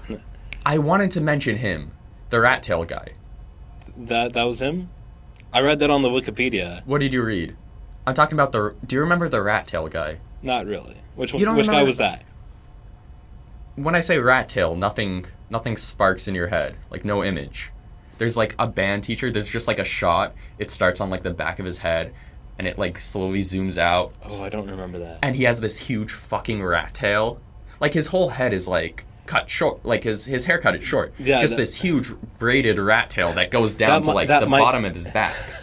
And I was like, that is so fucking awesome.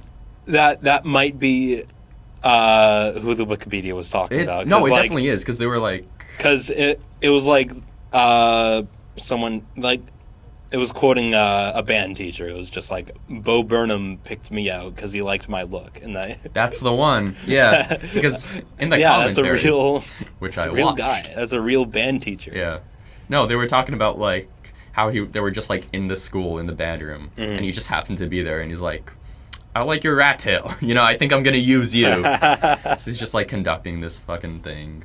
They sound You know, like, they sound terrible. Yeah. But that's, like, so accurate. She's on the cymbals, which is so She's on the funny. cymbals.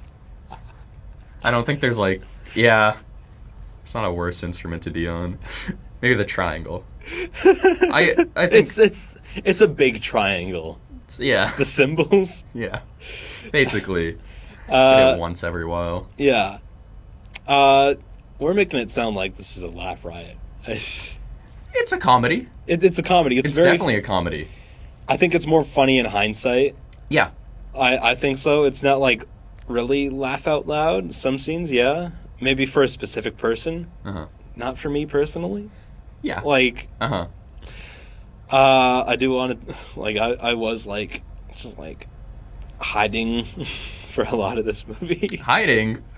Explain. Yeah, Sidney. just, like... Like, crawling in your skin? Yeah. Yeah. Yeah, like, you've seen this movie multiple times? Yeah. I don't know if I could watch this movie again. What? It's just like, oh, really? Man. Like that shooter drill scene we were talking about, like, and then there's, like, well, you know the scene, the truth or dare scene, which is like... That scene is so uncomfortable. Yeah, that scene's, like, not even, like, funny. No, it's not funny. Why? No. Yeah. Like, the other uncomfortable scenes, like when she's looking up, like, how to do a blowjob, like, that's uncomfortable in the fact that, like, you shouldn't be learning about blowjobs, kid. Yeah. You know? Listen, you know, what other, like, when she's at the birthday party again, and, like, she's... The one girl's, like, getting her presents. Yeah. She gives her, like, a card game. Yeah. Which is so awesome. Yeah. That's like, an awesome It's Go gift. Fish, but more fun. Yeah. It's a very... That's like that's a very, like, 8th grade kind of gift. Yeah. Own that shit. I don't know. Yeah. But, yeah, the truth or dare scene, which is, like, not even, like... funny in a conceptual way. It's just like... No, it's a very serious scene. Like, yeah. Like a sexual assault scene, essentially. Yeah. Like that... Like, yeah, it hit me as soon as the fucking girl leaves the car. Yeah, you know? Yeah. Like... It's okay. No, talk about it. Yeah? I think the way that kid played... Yeah. Like, I don't know what his name is. Yeah. Fuck. Okay. Yeah, he's good. He was good. He plays it very, like, interestingly. Yeah. Right? Because they talk about this in the commentary? They do. They definitely do. They say, like, he plays it in a way, like, he doesn't think he's being creepy. Yeah. Right? Yeah, so he thinks, like... Which is, like, more realistic and more, like... Yeah, no, we're good. Yeah, like, he doesn't... Can you turn off your microphone? Yeah.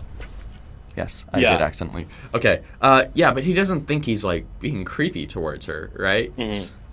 And it's, like, I think they said, like, a lot of people who, like, auditioned played it very differently. Of course, they play, like... The easier way. The easier way, because, like... Take off your shirt. Because, yeah, if you're playing, like, somebody who's, like, sexually assaulting someone, or, like, you know, asking a minor to do this shit, you're gonna play it, like, very differently. You're not gonna be this, like, awkward... You know, and this guy's like the awkward, quiet. You know, like and the setup before when they're in the mall, like you don't kind of suspect the other guy more, like that. Yeah, he's not the guy who's talking about like he's talking to this girl about like a guy who sent her a cropped picture with just her feet.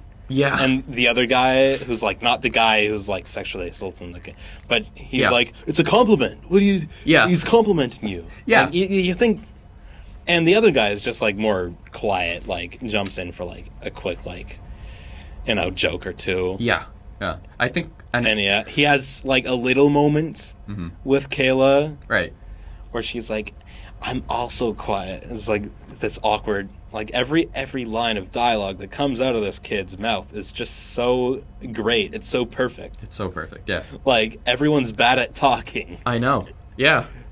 And that's great. That's great. That's what the movie is, I think. And that's why it feels, like, very realistic. Like, it feels like I'm, like, Yeah. I get it, you know? It's so great. It's like this guy has Bo Burnham, he just captures Generation Z so well.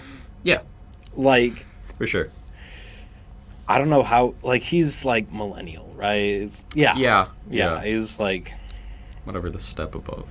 Yeah. So he's writing for, like, I was Kayla's age when this came out. Yeah. Like, yeah, this is like perfect to a T. It's very accurate. People, that one kid who yells LeBron James, like, it's very dated looking at, like, back at it now. It's so dated, but at in the a charming time, way. Yeah, it's a time capsule. You know, speaking of, like, there's a literal fucking time capsule in the movie, but this movie also just feels like a time capsule in and of itself. Yeah. And, like, oh my god, looking back at, like, who you were before at this time versus, like, who you've grown to be is so fucking interesting. And I love, like, the arc of her, like, leaving herself voice messages to her future self. And, like, the first one is very, like, it's like, oh, do you have a boyfriend? What's his name? How many friends do you have? But she's like, and then, like, she sends one to her, like, her high school self. But it's so more like, it's you know, more like you do you, you know, whatever you want to be be happy. And that's so fucking sweet, man. It's, like, as awkward, kind of. It is, but it's just charming. But it's charming, and it's sweet, and it's, like, I don't know. It's such a transitionary moment for you as a person, I think, that time. Entering, like, middle school to high school, you're going to feel like two very different people, right? You're going to see yourself grow. You're probably going to find more people you connect with. Yeah. She didn't find, like, she's very, like, she has no friends in the movie.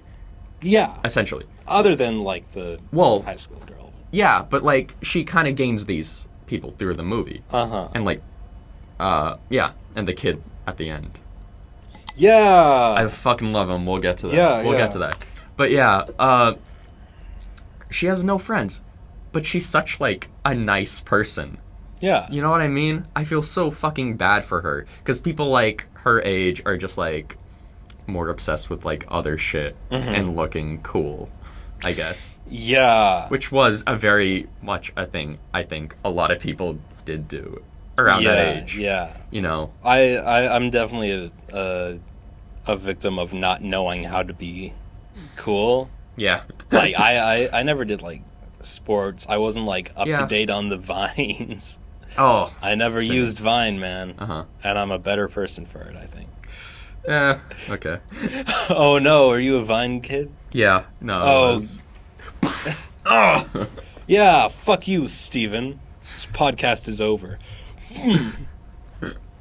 Bam. All right, I'm back.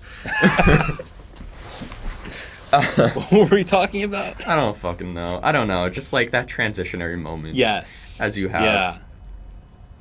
And it is kind of like, there is a lot of uncertainty at, like, the end of the movie of what she's going to be, but I think you have a pretty good picture. You can see herself a bit maybe through that high schooler that she hangs out with, right? Really? Like, they're very, I saw that too. Yeah, like, they're very similar. Their mannerisms are the same in like weird ways. Like, she's like I think it's her name's Emily Robinson, the actress. Yeah. Like, she's done a bit after, but like, she's also, like, awkward kind of, and not like a huge friend group. Like, just. She was probably a Kayla. Yes. Right. Exactly. And I think that's, like, what's important. Yeah. I guess. Yeah. It's a really good structure. You want to talk about the kid? The kid at the end? Yeah, the kid at the end. The lightsaber Tupperware. The Rick and Morty kid. The Rick and Morty. His name is Gabe. His name is Gabe. He's like the kid in Asteroid City, right? Yeah, he is. Yeah, he's like Jason Schwartzman's son in Very the movie. fitting. Yeah. I can see it. Yeah, I see it. I was kind of happy. I don't really like Asteroid City, but I was happy to see him. Sure. Like, but like, it's nice that he grew from this, like, small 8th grade role. It's always what I thought of him from, though. Like, when I see him now, like, I always really think good. of, like, very small role. Very small. He's in, like, 2 scenes. I swear to God. Yeah, unless he... Well, Unless you count, like, him messaging Kayla in the middle. Which is, like, a presence of his character. I guess. But, like, basically 2 scenes. Yeah. And then they have this really nice moment at the end. Yeah. Where they're both, like, nerdy and, you know... Yeah. awkward. And they're, like, feeding off each other's awkwardness instead of, like, Kayla trying to be cool with someone else and being, like, someone she's not. Yeah. Which I think is, like, a main kind of big theme of the movie. It's, like, Kayla, you know, puts herself out as this, like, outgoing, you know, person who's, like, not afraid, and she's telling people. She's giving all this advice. Mm-hmm. But herself, she doesn't really follow it. Yes. And I think that's a big thing with the internet, if you think about it. Yeah. It's like giving this impression of yourself one way. It's a really good internet movie. It is a really fucking good internet movie. That's what Bo Burnham does well. But it's like, it's giving your impression of being one person and giving advice on something you do not follow through with. Yeah. Right? And also, I love that she has no views on her videos. Yeah. It's like 0 views, 1 view. Kind of one like, view, and it's got the red bar across it. Yeah. Like, she watched it herself. Yeah. Like, yeah, that's so real. I remember my old 8th grade YouTube channel. Yeah. A lot of people... You will never see those videos. I'll fucking track it down. I don't know. I'll find it. I'll hire someone to find that. They're all the same. They're all on the channel I use now. They're just unlisted. Ooh. Send me them. No. Anyways, I also like that there's not like this big moment at the end where she like blows up online. Yeah. Did you expect that? No, but like that's such like a... I feel like that's a big cliche with like internet movies. Yeah. Going viral, shit like that. Yeah. I can't see that happening. I can't see Bo Burnham doing that. Exactly, but that's what I mean. Yeah. I think it's kind of he's like... smarter than that. Even though... It's an internet movie, but Yeah. it's not a movie about being like famous on the internet at all. Mm-hmm. It's being like a no one on the internet. Yeah, just like just existing a part of being it. an 8th grade kid. Like, no one would really watch No one's gonna videos. fucking watch them, They're like webcam videos made by a 12-year-old. Like, It's more of like a time capsule for her. it's a time capsule for her. It's like a project for her. Yeah. Like, it... She's just like an ordinary person. She's trying to get, like, an audience, you know? Yeah. But I feel like that's a part of like the delusion of like the internet. Gabe saw the videos. Gabe saw the videos. Of Yeah. course he did. Yeah. Yeah. Good for him. Because man. he's the best. Because he's the fucking best. Yeah. They're so cool together. They're so cool. Yeah. It's a very like, that's a very fitting ending. Yeah. Yeah. You feel like she's kind of like finding her place a bit. It's still so awkward between the two of them. Like, the way like, I don't know why, just like you see them two sitting in their room together. And it feels like, I mean, I guess it is kind of like a first date, but that's what it feels like. Yeah. I don't like, but it feels like a first date. It feels so fucking awkward. Uh-huh. And but yet somehow like comfortable. Yeah. Right? Yeah. That's what it is, and it's great. And they talk about Rick and Morty and Szechuan, what is it? Something... Szechuan. Yeah. Szechuan. Something nobody's thought about in fucking 5 to 6 years. Takes me back, man. Back in my day. And it's like, oh god. It made me feel a little old. Yeah, it makes you cringe also. Like I don't think I realized Rick, that Szechuan sauce thing was a thing when I was in elementary school. Yeah. That's... Also, like, think about this. Like, how many cringe things you've done as a child. I don't want to think about that. But that's what it is, though. Yeah. That's what it feels like. And you're, like, watching this, and it's like, oh, God, it's so fucking cringe, but this is how they are. This is how they are. And it is sweet, and it's endearing in a way. It's a very, like, product of its culture, but it's also, like... And the dad's, like, great. He's Josh Hamilton. The actor's great, yeah. Yeah. Like, the performance is amazing. It's really fucking good. It's really fucking good. He was also Independent Spirit nominated. Really? Yes. Good for him. Did not win. Yeah. But the nomination's pretty good. But, yeah, I think he deserves that. Yes. Yes. And, like, I like how the whole, like, mom leaving stuff isn't, like, properly, like, explained. No, it's not. Until the very end, the campfire scene. Yeah. But it's just kind of like... There's no scene at the beginning where he's like, Kayla, ever since your mom dipped out on us, Yeah. You know, you've been so quiet. Yeah. It's not like that at all. And thank God, because that's... Just thinking back to Pacific Rim and... Don't... The fucking... No, we don't have to think about that movie anymore. Just like... No, we don't have... Oh, I'm sorry. The relationship with his father. Anyways, yeah. I know, it's so... It's... With his father, lack thereof. But yeah, no, I know. I fully agree with that. It is like... It's so much more impactful in the end, too, right? Yeah. Like, I love the relationship. And it makes sense for the characters. Like, it explains a lot, I think. What I was saying before was, like, he's kind of like the moral... the moral center of the movie, in a way. Yeah. Like, he's talking to his daughter, like, you're the coolest person I know. Like, so sweet. And he's also bad at speaking, which is great. Yeah. Maybe he was a Kayla. Yeah. Hey, man. We're all Kaylas. We're all Kaylas. Yeah. Weren't we all? Yeah. Yeah. He is the moral center of the movie. He's the one talking to Kayla, like, I wasn't cool like you. Like, even if I wasn't your father, I would still think you're really cool, which is a weird thing to say, but, like, no, it's cute. It's nice. The movie's weird but sweet. Yeah, like in a nutshell. It's a bunch of awkward people, like, pretending to not be awkward. Mm-hmm. Yeah. It was produced by Eli Bush, Scott Rudin, which is a very nice guy. Yeah. I saw that too. I wonder how he got attached to this. I mean, his thing is, like, get attached to like really good up and coming filmmakers and kind of like let them do what they want, which is a cool thing for quality, but he's also an asshole. Yeah. Like a really real asshole. Yeah. Also produced by Christopher Storer, who was like a co-director of Bo Burnham's, like, older stand-ups, like Make Happy and What. And Lila Yakub. Yeah. The score, Anna Meredith, we talked about that. The sound design, you can't really speak for the sound. Yeah. Because you watched it with commentary. Yeah. Shit. Yeah. Well, but, like, I don't know. It sounds good. Legendary sound guy Skip Leavesay. Like that was a fun name to see in the credits.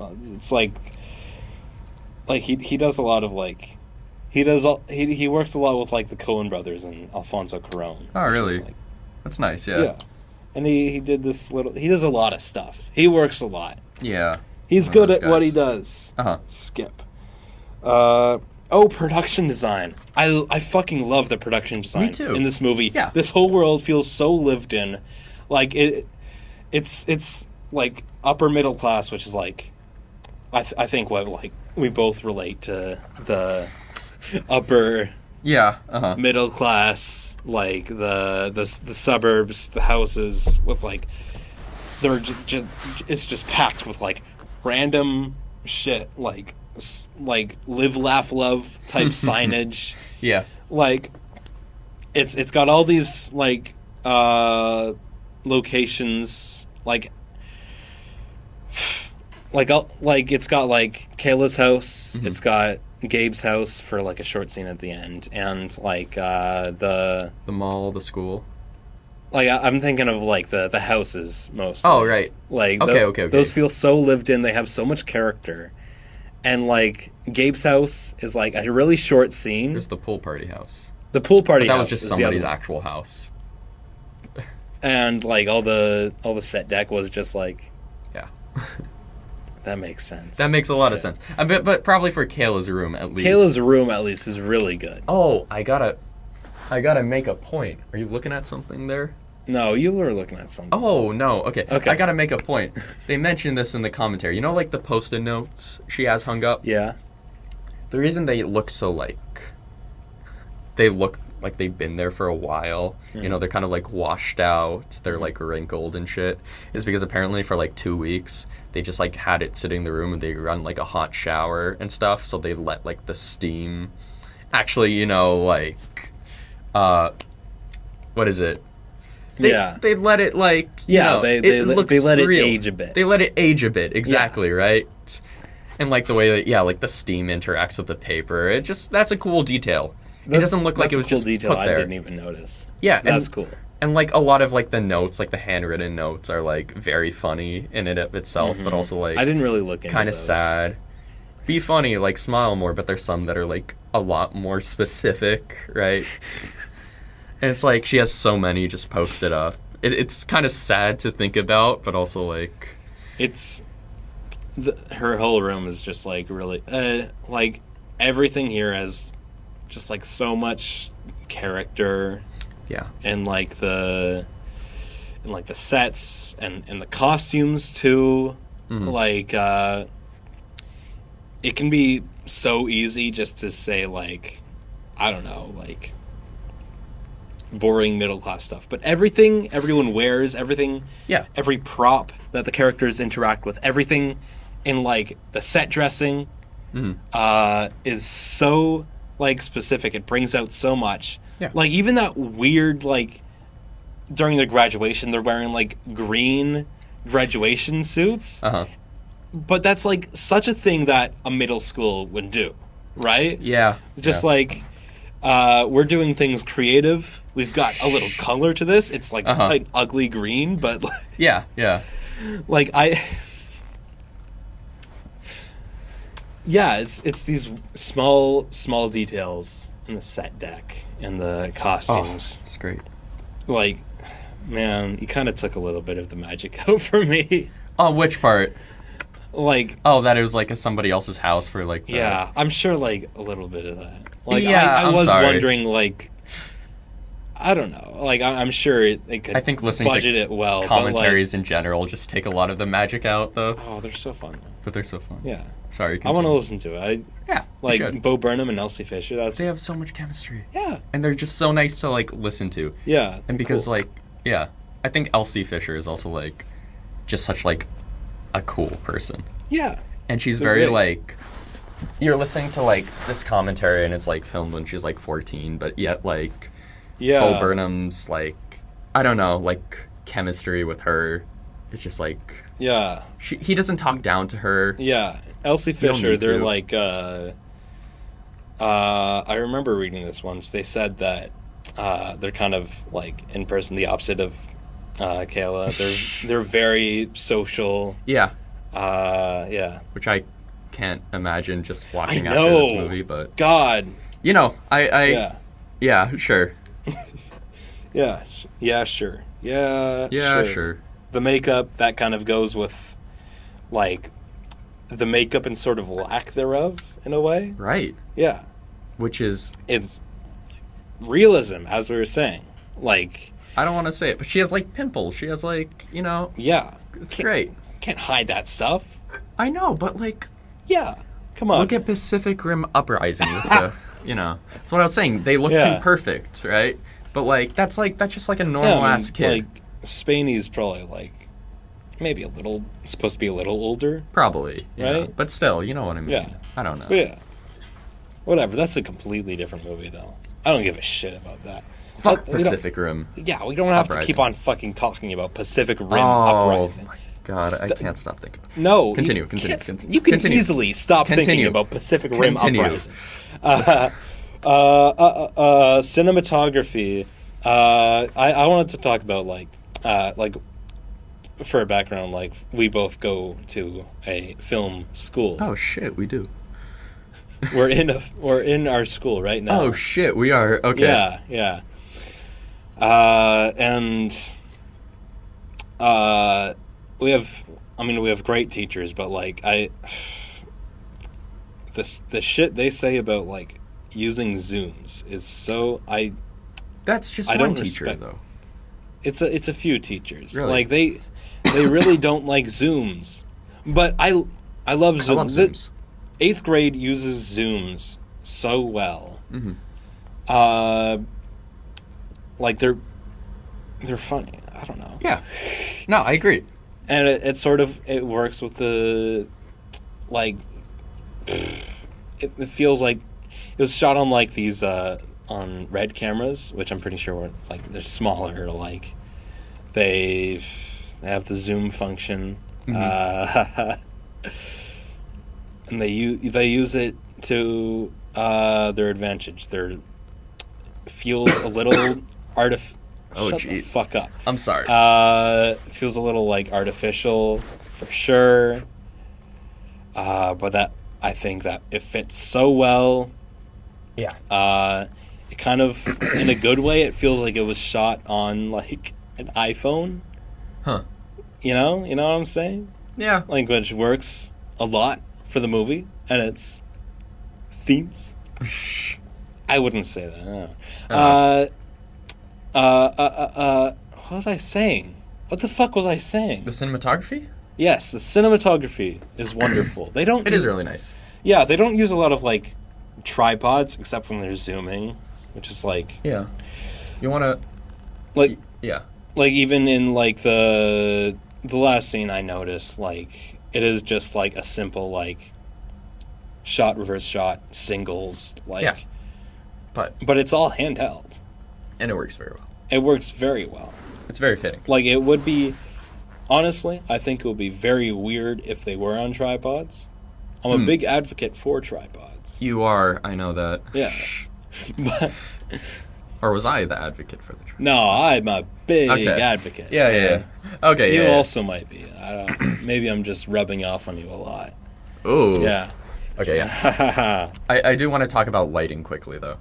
Go ahead. Just the way, like, a lot of scenes are lit. It's going to be obvious, but a lot of scenes are lit from phones and screens, right? So you'll see, like, Kayla's face, like, a lot of the times, especially in her home, her face will be, like, fully lit from the screen. Yeah. And it will be, like, it's very obvious. It's lit. It's lit from a screen versus, like, versus, like, a lot of times, I think, like, when people will try to, like, light screens, they won't do it properly. It won't feel very, like, natural or cold. You know? That's it like we've been saying. Realism. Yeah. It works so well for 8th grade. And I think another thing they talked about, like, in the commentary was, like, anytime you see Kayla and her father in a room, usually Kayla's being, like, lit from her screen, and her father's being lit from, like, a natural light source. Yeah. And you can see, like, the difference between the cold light and the warm light. A lot of natural light. It's very different. Yeah. And there's only, like, one or two examples where that isn't the case. Where maybe it's, like, swapped around. Where, like, maybe her dad is being lit from, like, a screen, right? I don't think your dad uses a lot of screens. I think there's, like, an ebook. Yeah, there's an ebook in one shot. That's what I remember mean. that. But that's she's like lit by a technology. Yeah, but then she's, like, lit by, like, a natural. Which is just, like, really interesting to see. Yeah. I think that's really fucking cool. And I feel like that's very important to the movie, I guess. Right? Yeah. And, like, how much time she spends on the internet. Yeah. And also, like, just the way the internet is shown, but that's, like, a whole fucking different thing. It's like, yeah, but you were saying, it's like Gen Z Barry Lyndon. Yeah. TLDR. I made a quick point about that's something I noticed. Like, the dad doesn't use, like, any sort of technology other than... He does. Like, but it's other very, than the like... ebook, I think. That... Yeah. Like, when he's, like, picking her up from wherever, like, he's not just waiting for her, like, on his phone. He's just, like, sitting in the car. Oh, sorry. He's just sitting in the car. Yeah. He ain't doing shit. It's a generational difference. I guess, yeah. If he was, like, on his phone a lot, like, I know that's, like my parents are also on their phones a lot. Oh, yeah. Yeah, like, it wouldn't have worked for the movie. Like, you need that generational divide between her and her father. Yeah. Yeah. Totally. He's... I don't know if he's the heart of the movie. He's the heart. He's the moral. He is the moral. Yeah. He's the morals. He's the moral ground. I really like their relationship. I love it so much. They don't touch much, but then they have a nice hug at the end. Yeah. And it's they're shot like so far away. Apart. Like the dinner scene near the beginning where she's on her phone. Yeah. Just like zombie like just scrolling through Instagram, liking everything.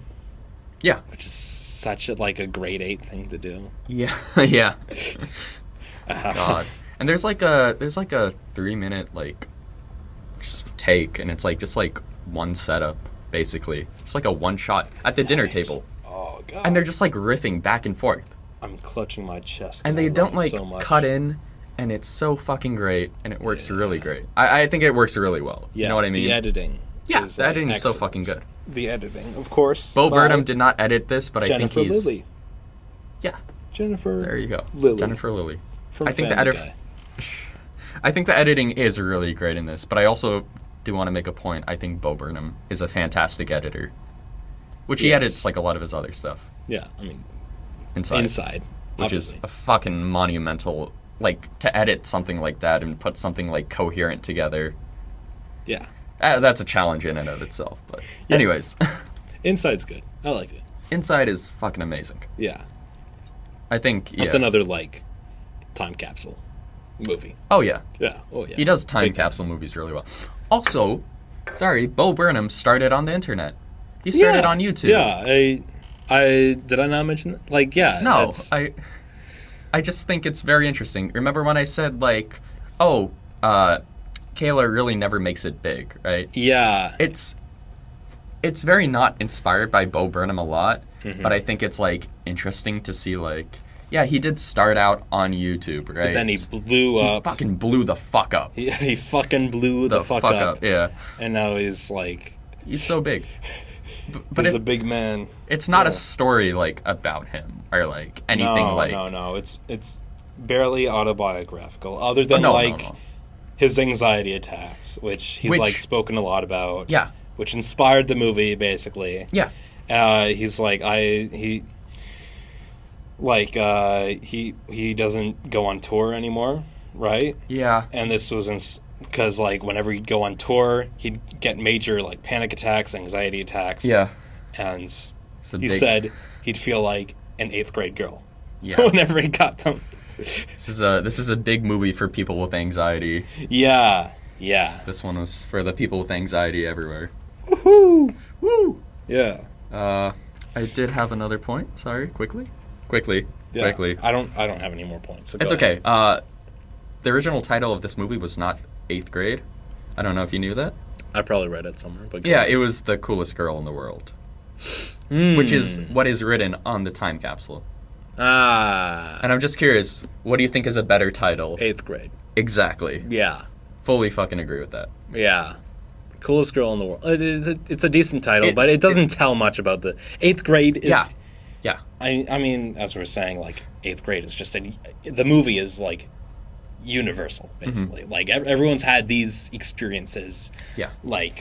Whether you were a social kid, whether you were the what's the girls, the pool party girl, Stephanie. I don't know. Was it Stephanie? I don't think it was Stephanie. It's Stephanie. Whether you're a Stephanie, a Stacy, as they call them. With it, yeah. Or a Kayla. Kennedy. It was Kennedy. Right, yeah. Yeah, because, yeah. So, Kennedy Graves. I feel like I'm remembering the word. Whatever, that's... I don't know. It just says Kennedy. Kennedy. Yeah. Yes. Yeah. Whether you're a Kennedy. You know? Kayla. One of those Kennedys. Yeah. Sorry, I got distracted trying to find the name. Yes, you did. You want to continue here? Yeah.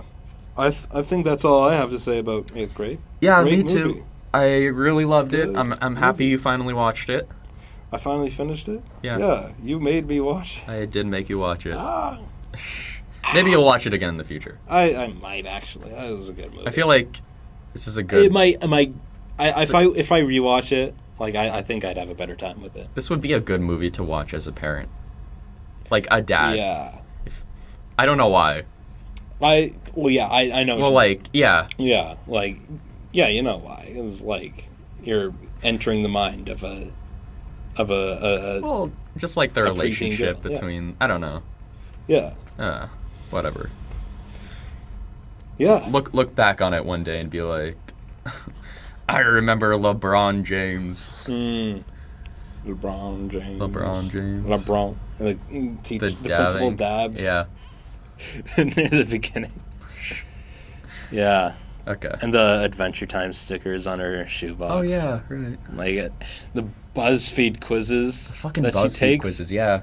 Are like, that was a specific time. You've done those. I know you've fucking done those. I've done those. We've all done them. Yeah. Even if you're two macho heterosexual men like us, like me and Steven here, we've taken those Disney princess BuzzFeed quizzes. What kind of pony are you? What kind of like what? Oh, My Little Pony. Yeah. I don't know, Fluttershy. Yeah. I don't know which one that was. All right. My sister was really big on My Little Pony. Shall we move on? Yeah. Speaking of my sister, this reminds me a lot of my sister. I'm just gonna put that up. Okay. Yeah. I'm not gonna elaborate. That's too personal, but yeah. Yeah. I mean, yeah, man. Yeah, preteen girl, huh? Next movie. No, wait. This wasn't a big awards player. I don't have a lot of awards for this. I thought movie. you went okay. Yeah. But yeah, as I was saying, like Golden Globes, it got that. Elsie Fisher got the nomination for actress in a musical / comedy, which is just actress in a comedy, basically, now in the 21st century. And it did pretty well at the Indie Spirit Awards. Of course, I believe hosted by Aubrey Plaza that year. Nominated for actress Elsie Fisher, supporting actor for Josh Hamilton, and best feature was nominated. Not first feature, for some reason. Oh. Which is weird. I don't know. Indie Spirit's kind of weird. Yeah. But it won for first screenplay. Nice. I don't know if you saw his acceptance speech. No. It's pretty good. He's just like, yeah, he has something, like Bo Burnham just says something like, have fun at the Oscars, losers. Yeah. Yeah. Now I know that, He's a funny guy. You put him up on a stage and he's a funny guy. He's a funny guy.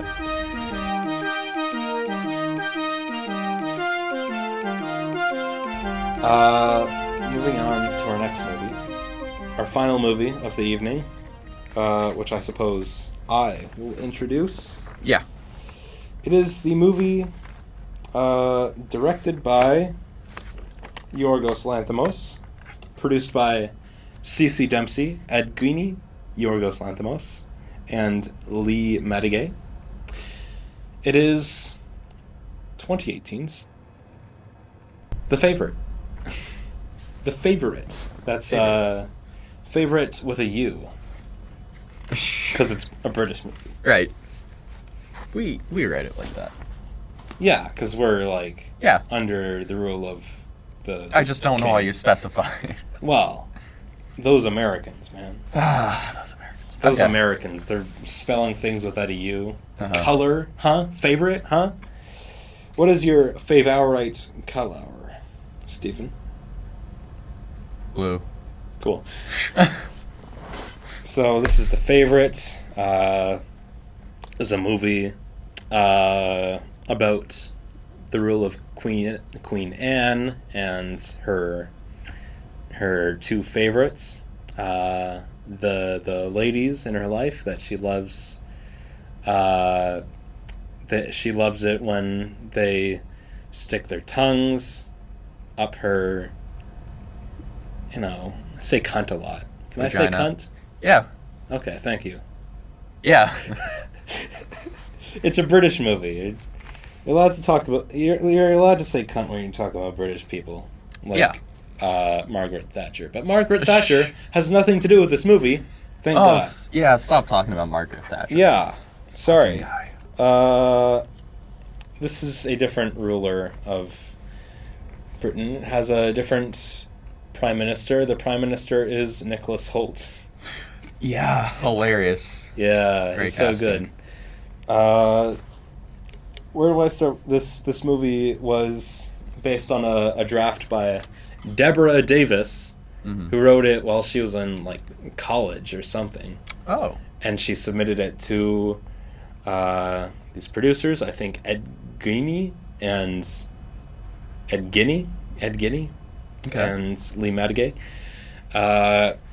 who of course gave it to Yorgos Lanthimos, who then sent Tony McNamara to help spice up the script. Oh, interesting. Yeah. So credited awesome. writers are Deborah Davis and Tony McNamara.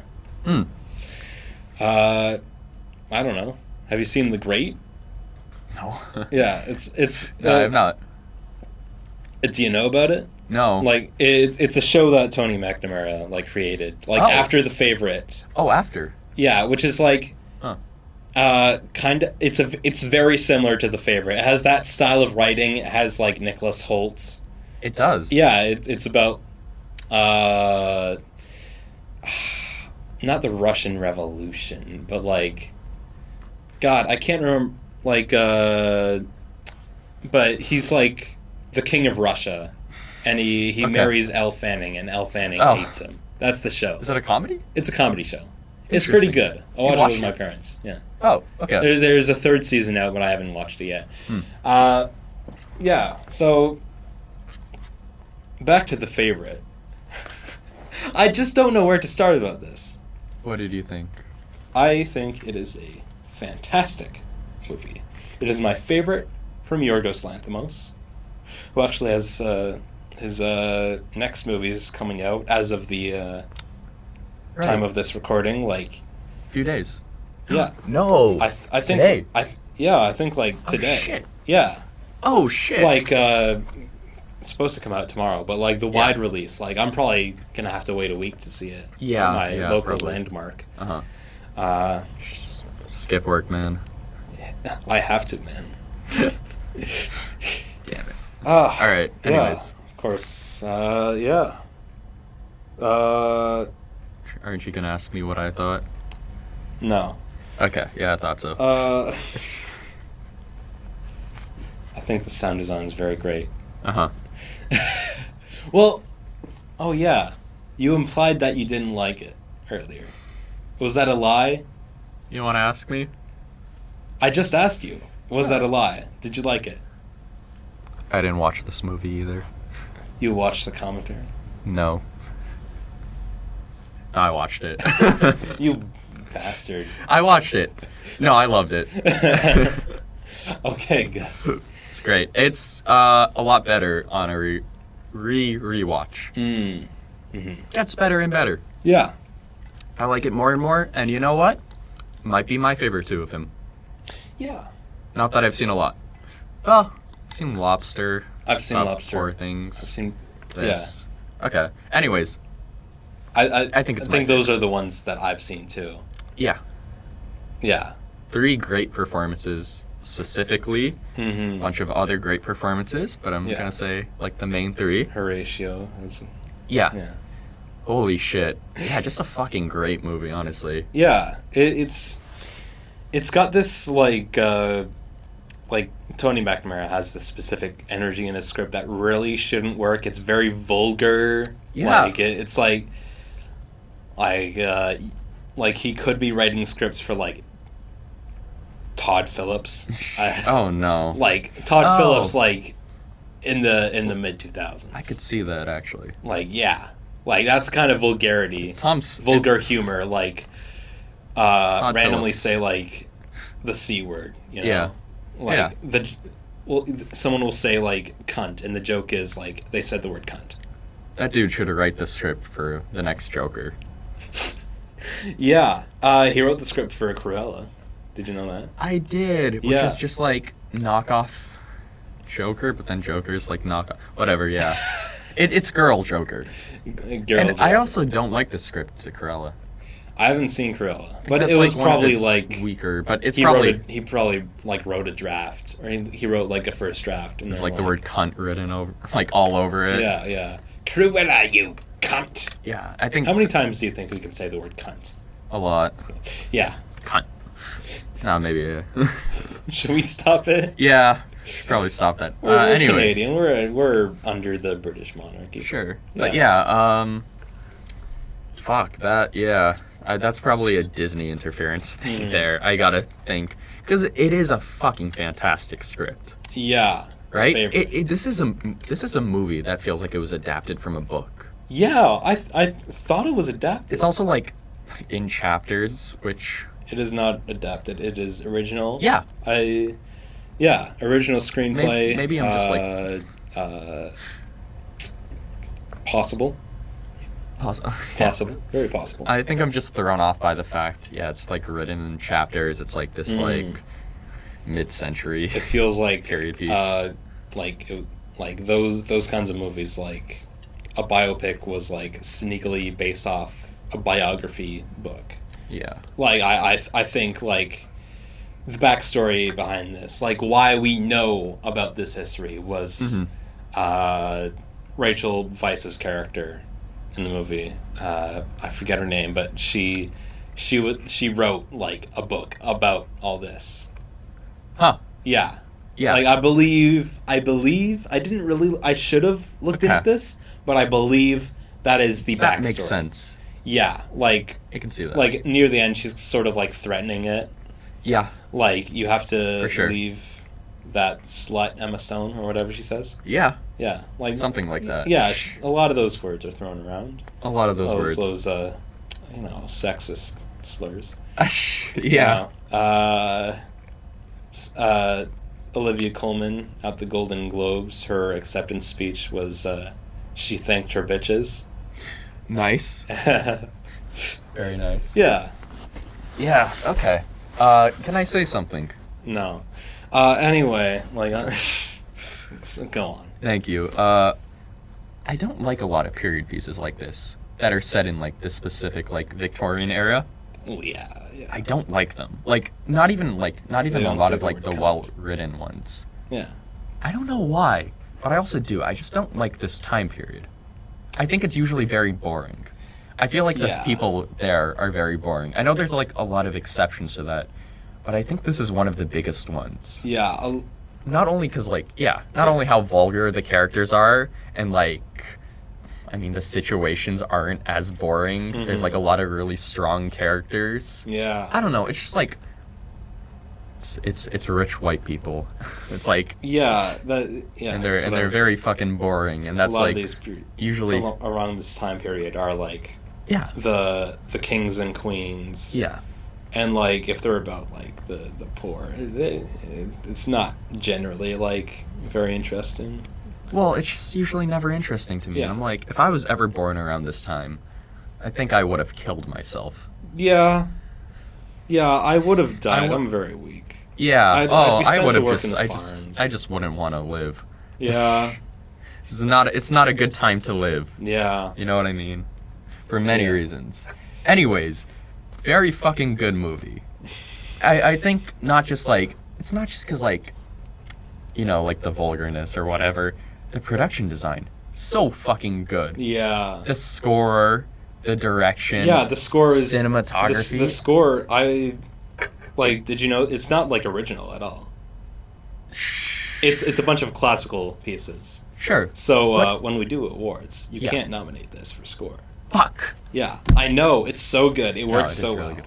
But it works very well in the context, which makes sense. Yeah. But anyways, what was I saying, Sidney? The technical aspects. Yeah, it feels so modern in some way. Yeah. I think that's what It's got those like filming like the fisheye lens. Fucking fisheye lenses.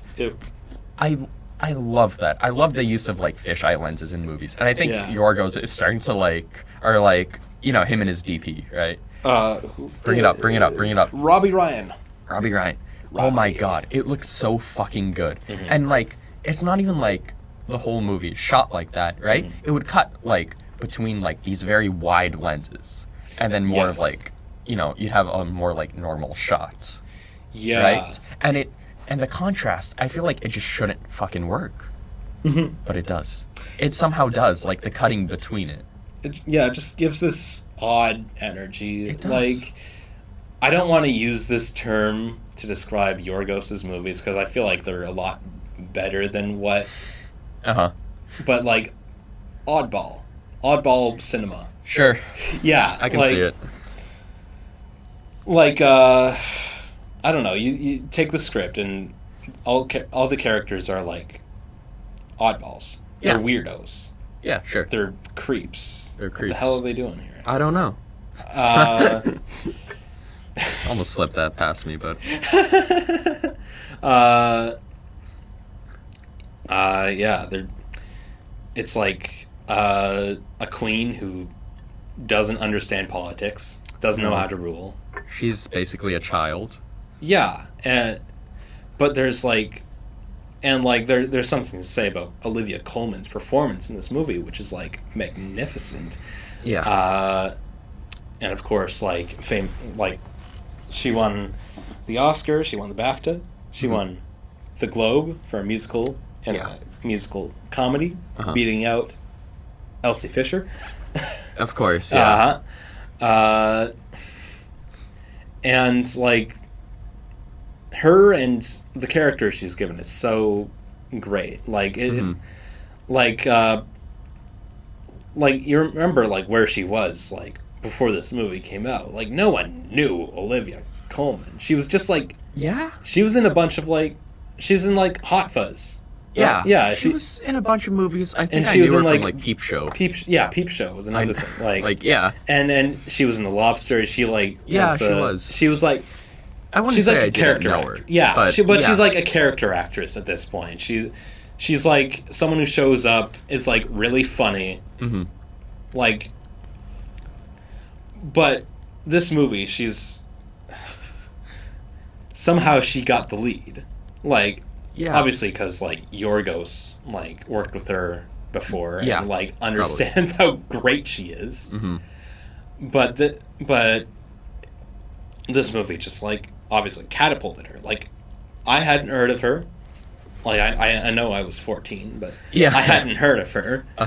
I know have you heard of her before this? Okay. Peep Show. Peep Show. Who's this guy? Peep Show. She's a pretty main character. I don't know. Yeah, she's like a main character in Peep Show. And then obviously like her. Anyways, yeah.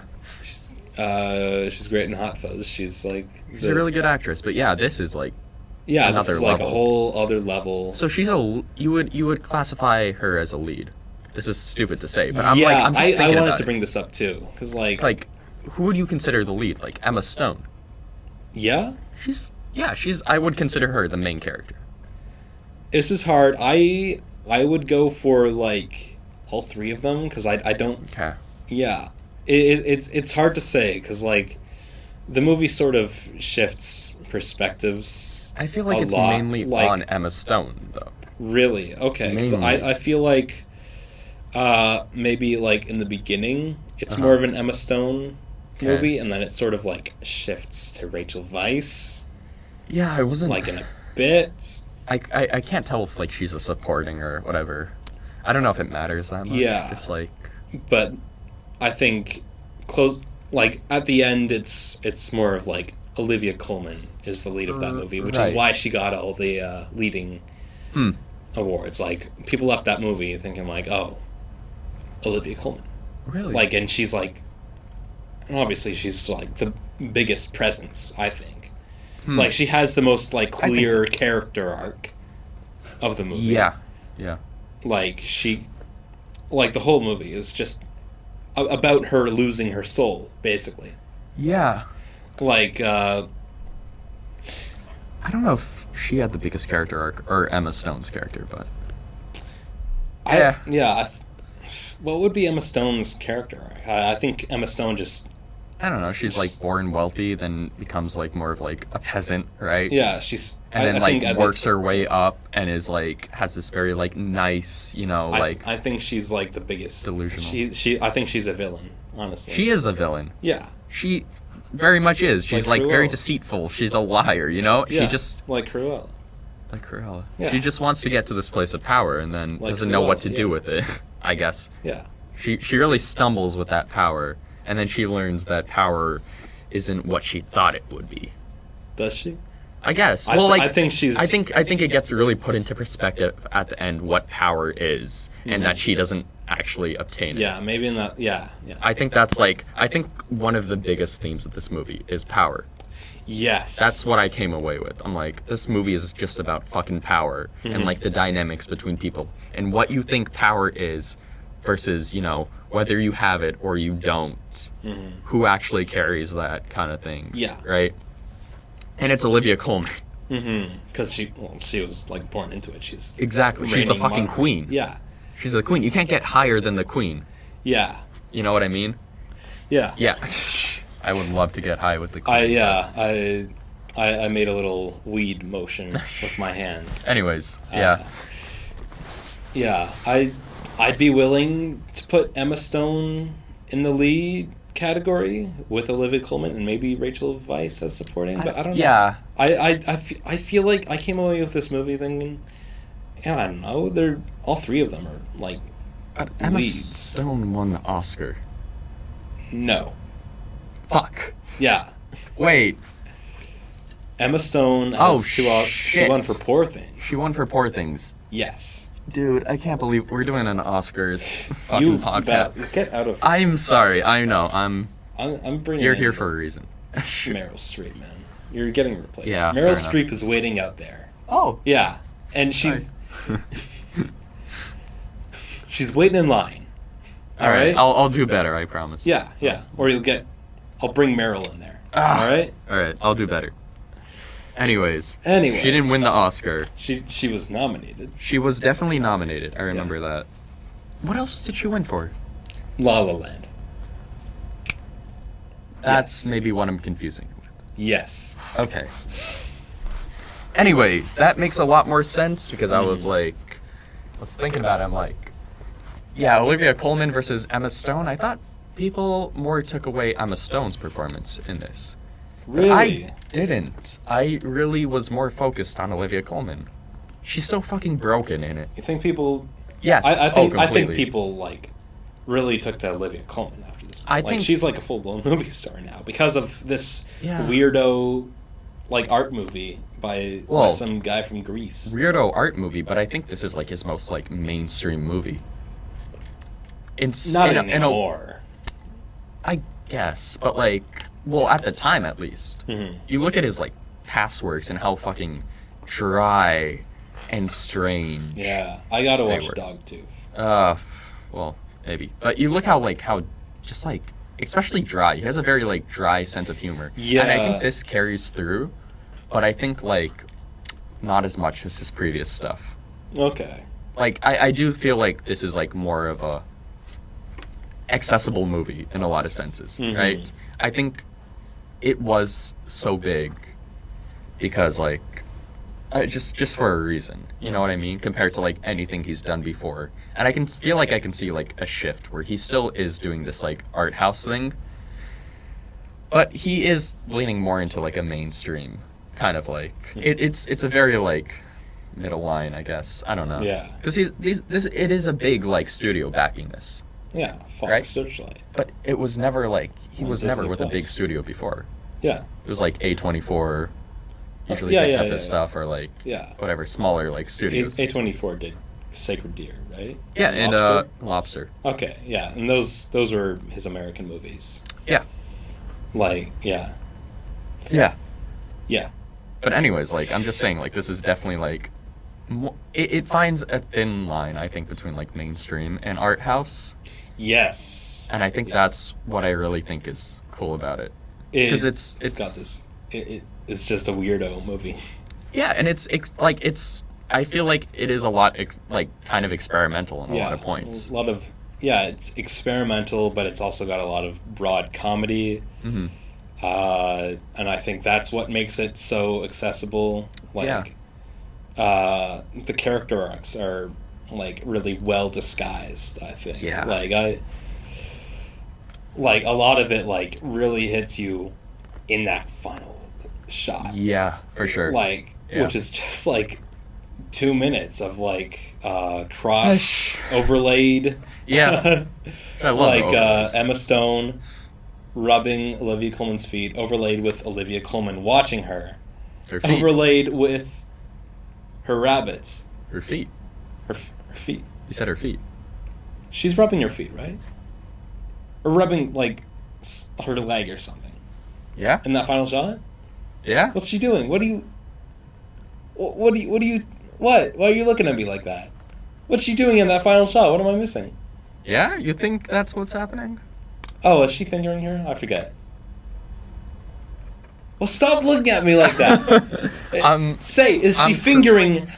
I'm pretty sure she's fingering her. Okay, And that's why... Yeah. Sorry, I'm still in 8th grade. I didn't tell you. He's new. I never graduated. I lied before. Anyways. Yeah. Anyways, little boy. Sorry, that's fucking weird. Cut that. Yeah, okay. No, we're keeping that in. Oh, god damn it. We're keeping in you calling me little boy, because it turns me on, and I want to keep it in. I want to, yeah. Can you just say you were in 8th grade? Yeah, but I'm a grown-ass man. I just never graduated. Oh, okay. Yeah, okay. I'm legal. Don't worry. Anyways, yeah. So anyway, yes. She's getting fingered. Yeah. And it's overlaid with her rabbits. Her rabbits. Which are, like, a constant point of, like, symbolism. Like, it's a very obvious symbol for, like, Queen Anne and her, like, emotional scars. Like, like, she's... Like, that's a real thing. Like, the real, like, Queen Anne, she lost, like, 17 children. Okay. Like, that's awful. Like, like, she says that, and you understand her entire character. And, like, she's a very, like, fragile, emotional person who's, like, sort of put in this, like, powerful position because of, like, her family. Yeah. Right? Like, the best thing this movie does is make you feel bad for the Queen of England. Yeah, you know? Right? Like, yeah, like, that is a horrible position. Like, people, like, people will take advantage of that. Like, that's the whole thing. But, like, like, that's what I think. Like, Olivia Colman's arc. Yeah. Queen Anne's arc, I should say, is the main focus of this movie. Like, Rachel Weisz is, like, fucking her, you know? Yeah, fucking her. In what way? Fingering. Oh. Yes. Or, in what do you mean in what way? Fucking. Has sex. Okay, yeah. Yes. Yeah. They're in a secret relationship together. And do you think Rachel Weisz is actually, like, in love with... That's what I was going to ask, yeah. Yeah, I think she is, but, like... I think there's a love there, yeah. There is a love there, but, like, still, like... But I think she loves her country more. But she doesn't want to end the war. Well, ooh... She wants her husband to die. Yeah, I mean, but she is fucking passionate about that. Yes. To an extreme. But there is also a love for Queen Anne, but an abuse as well. Yeah, you know? She's almost using her, but I think she still loves her deep down. Yes. And that's the difference between Emma Stone's character. Emma Stone does not fucking love her. Yeah, I don't... I think she is a straight woman. Yeah, she's just fucking using her. Yeah, completely using her... For her power. Yeah, using her for, like... That's it. Her class, basically. Yeah. Like, not really for any, like, political power. A bit at the end. Well, like, she gets Nicholas Hoult elected. I don't really... I gotta admit, I didn't really pay attention to the politics of this movie. It's okay. It kind of goes past, yeah. Yeah. But, yeah. I picked up on it a bit more, but anyways, yeah. Yeah, like Rachel Weisz is using her for political purposes. Yeah. Of course. And Emma Stone is using her to move up class-wise. But that's the difference between she loves her and Emma Stone doesn't. Yeah. Emma Stone is the worst person in this movie. She's so fucking, like... Yeah, unless Horatio the Duck committed some sort of crime or something. Oh. Yeah. God. Oh, also, I just got reminded how fucking... This movie feels, like, so fratty at times. Like, the guys in this movie feel like frat boys. Yeah. You know what I mean? Yeah. There's a lot of that in The Great as well. Really? Yeah. They're like throwing like shit at each other. Yeah. Like they're doing duck races. You know, like frat boy shit. It's just frat boy shit. Yeah. And yet they're like in such like a high, and then they're at the same time they're talking about like sending off people to war and like continuing this, you know, like it's so casually, but they're just frat boys. Yeah. I think it's so real, man. It's so real. They're just rich white boys who have these fucking... That's politics. That's politics. That's maybe why it resonated so well, like, in the age of 2018. Like, we're right in the middle of, like, the presidency of the big orange man himself, Trump, which is, like... It's, like, probably the frattiest president. Oh, God, yeah. Maybe? Like, unless you count. Well... Maybe John F. Kennedy. Okay, yeah. Did Bush party a lot? Do you like which party? Bush? You know which Bush. Moving on Yeah. from Bush talk. Let's talk about let's talk about a different kind of Bush here. You know. Oh. Hey. Hey-o. Yeah. What kind? Be very specific. Anyway.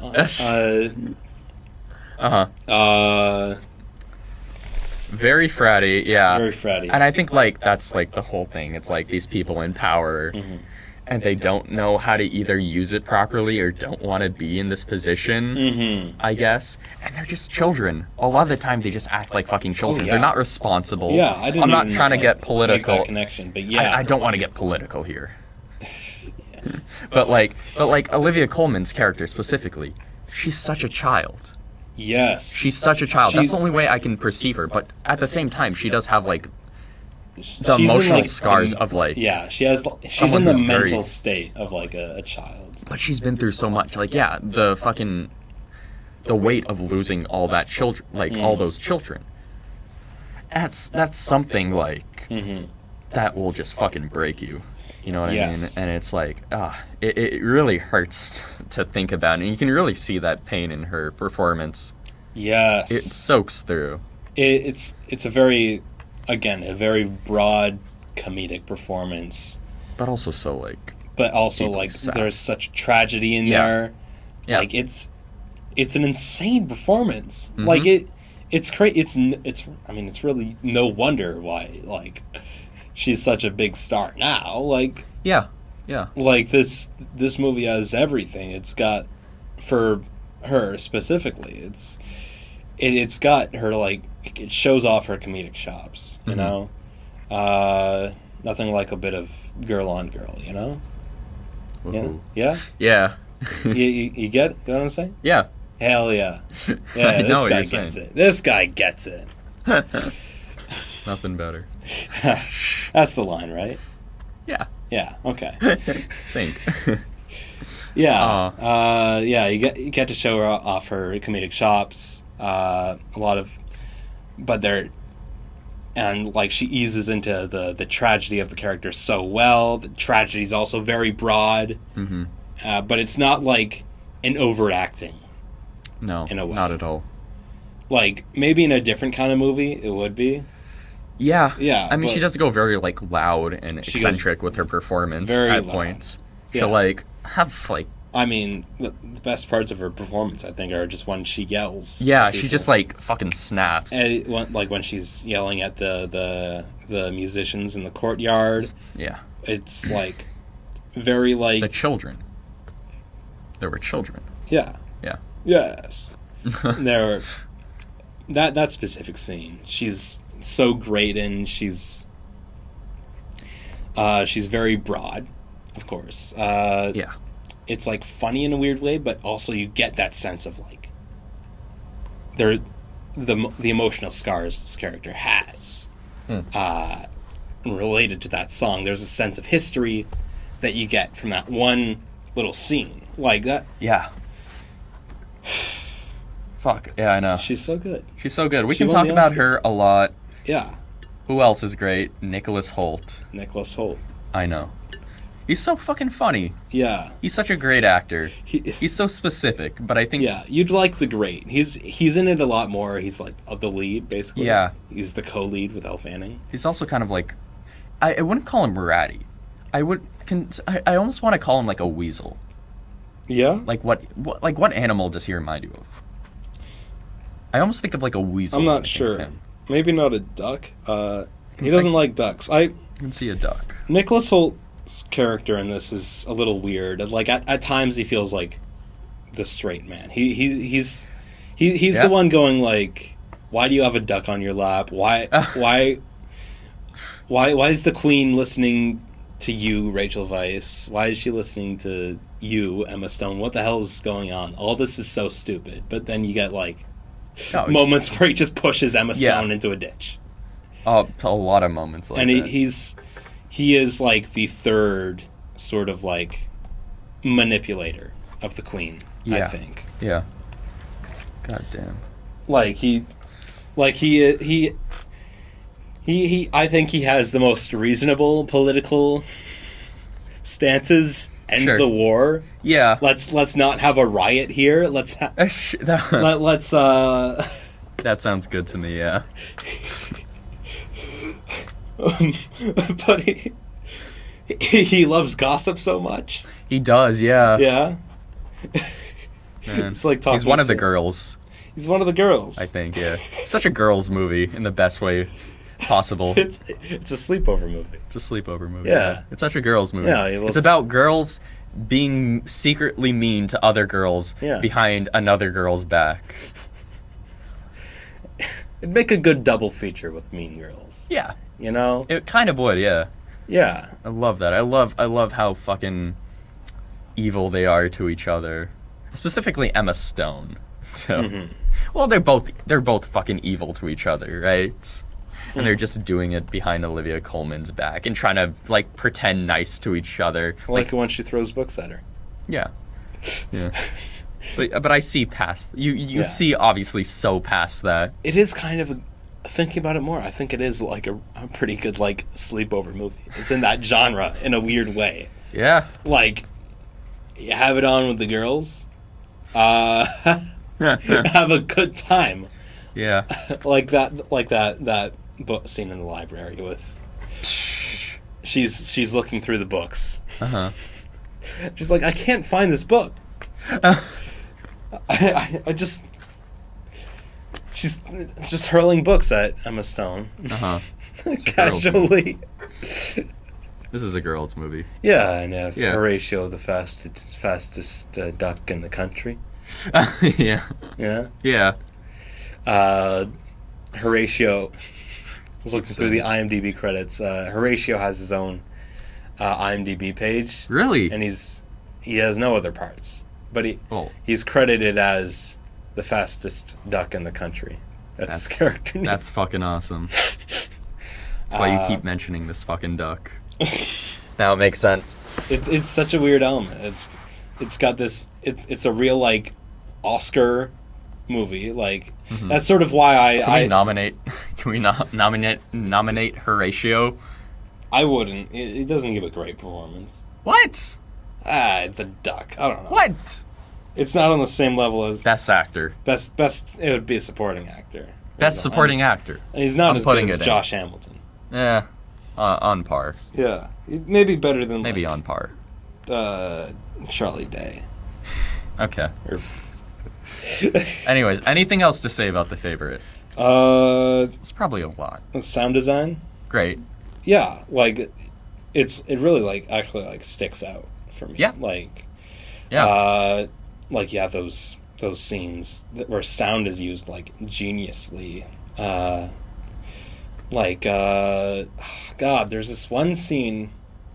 It's a scene before a scene where Emma Stone and Rachel Weisz are shooting birds. You see, you talk about something. You're like, you mentioned something. I'm thinking about the same thing. Yes. Yeah, exactly. I know exactly what you're talking about. Yeah. And there's the scene before it where the gunshots like overlay over it for like a long time. A while, yeah. Yeah, like there's and it sounds like it's coming outside, but it's very clear. 30 seconds. Yeah. This like tense scene.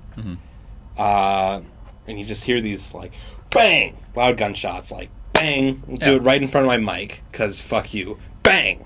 You know? Yeah. I know. It's great. That's so good. It's there's such harsh sounds. Mm-hmm. Yeah. Oh, it's so good. Like that scene in Boogie Nights with the firecrackers. Yeah. You know how to get me going, man. I know how to get you going, Boogie man. Boogie Nights. Oh, shit. Oh. It's the new Boogie Nights. I love this year, but we should have done 1997. We can do 1997. Yeah. You think this is the only year we're doing? Yes. Really? I'm gonna, shoot myself after this. Really? I can't tell if you're joking or not. What do you mean? I'm not mean? gonna kill myself. Come on. I'm living a very good life. Yeah, there you go. And, I have a lot to live up to in the future. I don't want to kill myself now. I don't know. Maybe when I'm, 75. That's a good year.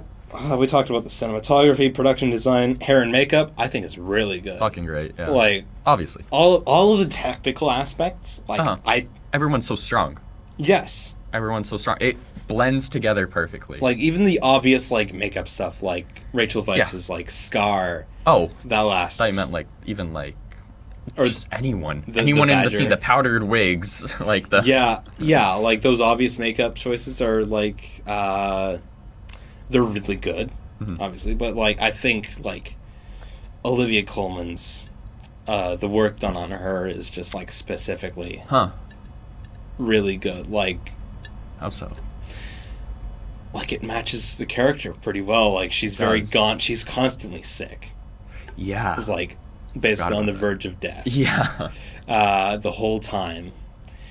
So she always has to look like that. Yeah. And it's such subtle work, but you watch the movie and she looks... This might just be, it might even just be the performance, which, I'm sure it plays into it a lot, but the makeup looks like a gaunt person being put under, heavy makeup. Yeah. See that? And the hair is really good. It's all great. Emma Stone, looks completely different, I think. Really? Than the usual. Emma Stone just looks like Emma Stone to me, but I get kind of what you mean. She's a little faded, I think. Okay. Which, you don't want someone in this looking like Emma Stone.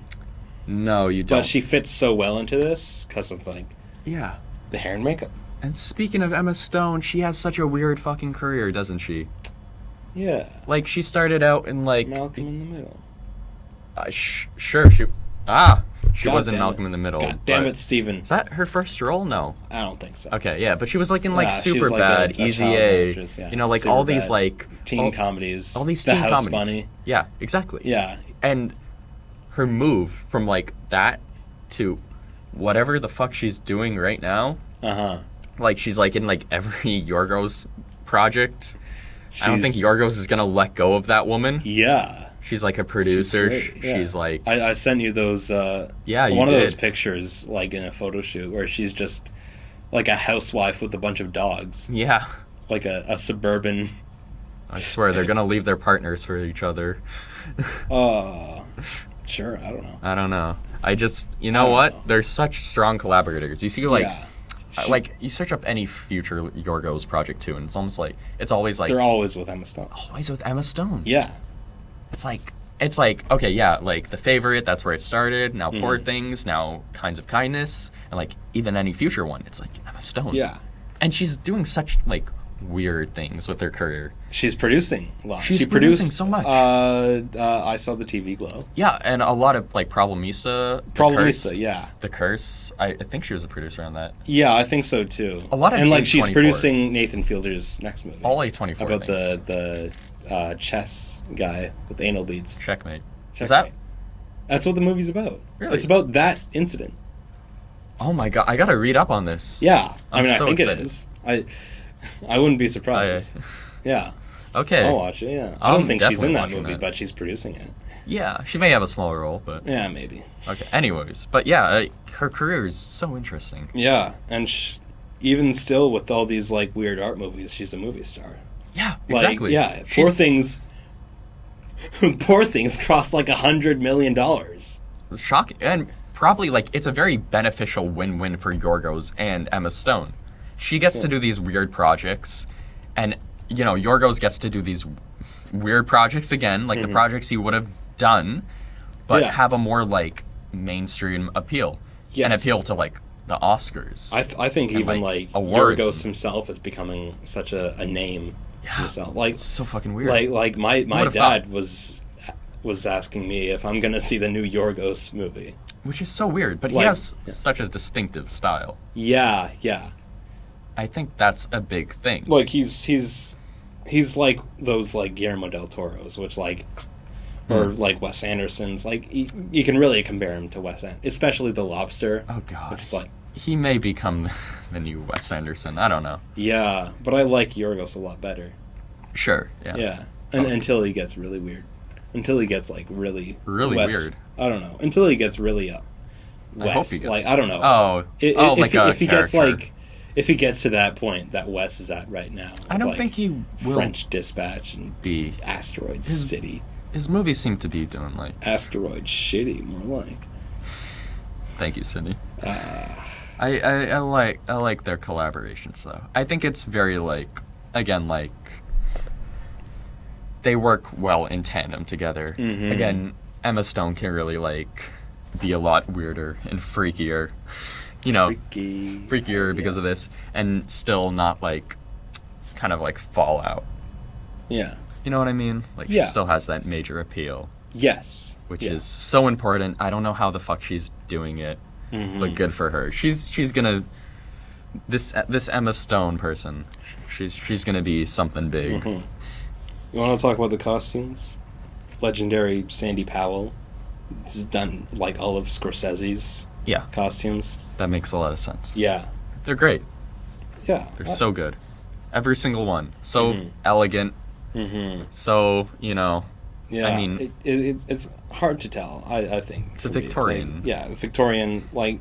Those just jump out to me as, like, the easy Oscar costume winners. Yeah. Like, that... It kind of tarnished my view of them. Like, it's good work. Okay. But I don't know, yeah. Sure, but it's still, like... I think it's still... Rachel Weisz wears pants. Yeah. I think it's still better than your normal Victorian period piece, which I think is like interesting. Sandy Powell. She's great. Yeah. She's good in, like, period pieces, like the Scorsese movies. Yeah. What's the next one? Editing. Which we talked about. It's so great. Yeah. Pacing is it's really... like fantastic. It's like really, really insanely well edited. Like It's not like it has like a sense of style too within the editing. Yeah. Which is great. It's his like Yorgos's collaborator for like years. I think ever since like his first movie. It's working. It's working so well. Another guy named Yorgos. Really? Oh yeah. Mavropsaridis. I looked this up last night how to pronounce his name. I think I did it right. Okay. Anything you want to talk about with like effects? I think a lot of the effects work is like invisible. It's not like Pacific Rim or like. Oh really? No, it's probably like. Yeah, with like the mansion, anything, or not mansion. Yeah, like I don't know if we need like the environment, a CG bird in the background, that they have to shoot. Yeah, I don't know. Yeah, sure. It's not like it. I don't know how crazy they went on. So far, it's my effects winner because Pacific Rim is so fucking terrible. Yeah. No. Yeah. I'll give it to Pacific Rim just out of... I don't know. Just... No. I don't know. So far, with these three movies, Pacific Rim is, like, my best actor winner so far. But that's only because... The fuck? Well, that's only because these last two movies have, like, female leads. They don't have a best... Josh? Can't count Josh? Supporting actor. Can't count Nicholas Hoult. He's very supportive. Oh my god, I'm not gonna let that one slide. Hey, man, look, listen. All right. Whoa, hold on. Charlie Day. He's not a lead. I don't care. Leading actor. Okay. We have one leading actor. Who's your leading actor win so far? Fucking It's got to be John Boyega. He's the only No! one. I'm sorry. He can't win by default. Well, we're at 3 movies. All right, We've fine. got so much. Fine. Fine, whatever. Next episode, he'll probably get dropped off. Oh, for sure. Yeah. I know. Okay. Okay. Yeah. Directing, amazing. Yeah. Everything. Like, technically, it's so fucking great. Cinematography, amazing. Amazing. Yeah. Amazing. Yeah. Great movie. So fucking well lit. Oh, yeah. I wanted to say that. Like, God. it is... Like I mentioned, like, 8th grade was, like, the... Yeah. Like, Gen Z Barry Lyndon. But, like, this is, like, basically Barry Lyndon. Yeah. Like, with better technology, obviously. Yeah. Like, you probably don't need, like, space-age cameras. Right. Yeah. NASA-produced lenses to get these, like, candlelights. But, yeah, it looks great. Like, there are those scenes that are just lit by candle. So many. And you'd have, like, these harsh lights coming from the window. Mm-hmm. And inside it's so dark, and it's just, like, these fucking blinding lights. The color palette is so It's so good. It's very, like, a lot of it is very orange. Mm-hmm. Just because of, like, the candlelit scenes. Yes. Right? And it's, like, I mean, we don't have this... They didn't have the same lighting we did, right? Yeah. It's very dark and dim in there. Yes. And it's... It's very... It is, like, almost perfect. My one gripe is that, I don't know, I think... I love Yorgos, but I do think, like, the style kind of grates on me at some points. Like, yeah. In what way? Like, it might just be, like, the Tony McNamara, like, script stuff. Like, the vulgarity is, like, okay, I don't know. You went a bit too far here. I love it, okay? I love the movie, but there are those moments where it I don't know if crosses I agree the line with that, a little bit. Okay. For me. Not for me. Like, yeah. But, yeah. Yeah. Sure. That's it probably won't be, like, my picture winner. Probably. Like, even now I'm thinking, I won't mention it on mic, but, like, there are movies that I just love so much more than this. Really? I might have expected this to be, like... Really? Yeah. Okay. I expected this to be your pick. Okay. And I would have been, like, fine with it, I think. Yeah. I wouldn't, like... But interesting to hear. I wouldn't do my pick on the first episode, I think. That's why I was shocked. Yeah. But yeah, okay. Yeah. This is a high contender for me. Mm-hmm. It is for me, too. And I do think I like this movie more than 8th grade. Yeah. Which, two very different movies, They're but, like, very different I didn't movies. come into... Huh? They're very different, yeah. But I didn't come into that thinking that would be the case. Mm-hmm. It definitely grew on me more. Mm-hmm. But still not my favorite of the year, or, like, even... Well, yeah, I know that. Yeah, I know you know that. I know your favorite. So anyways. Your favorite is not the favorite.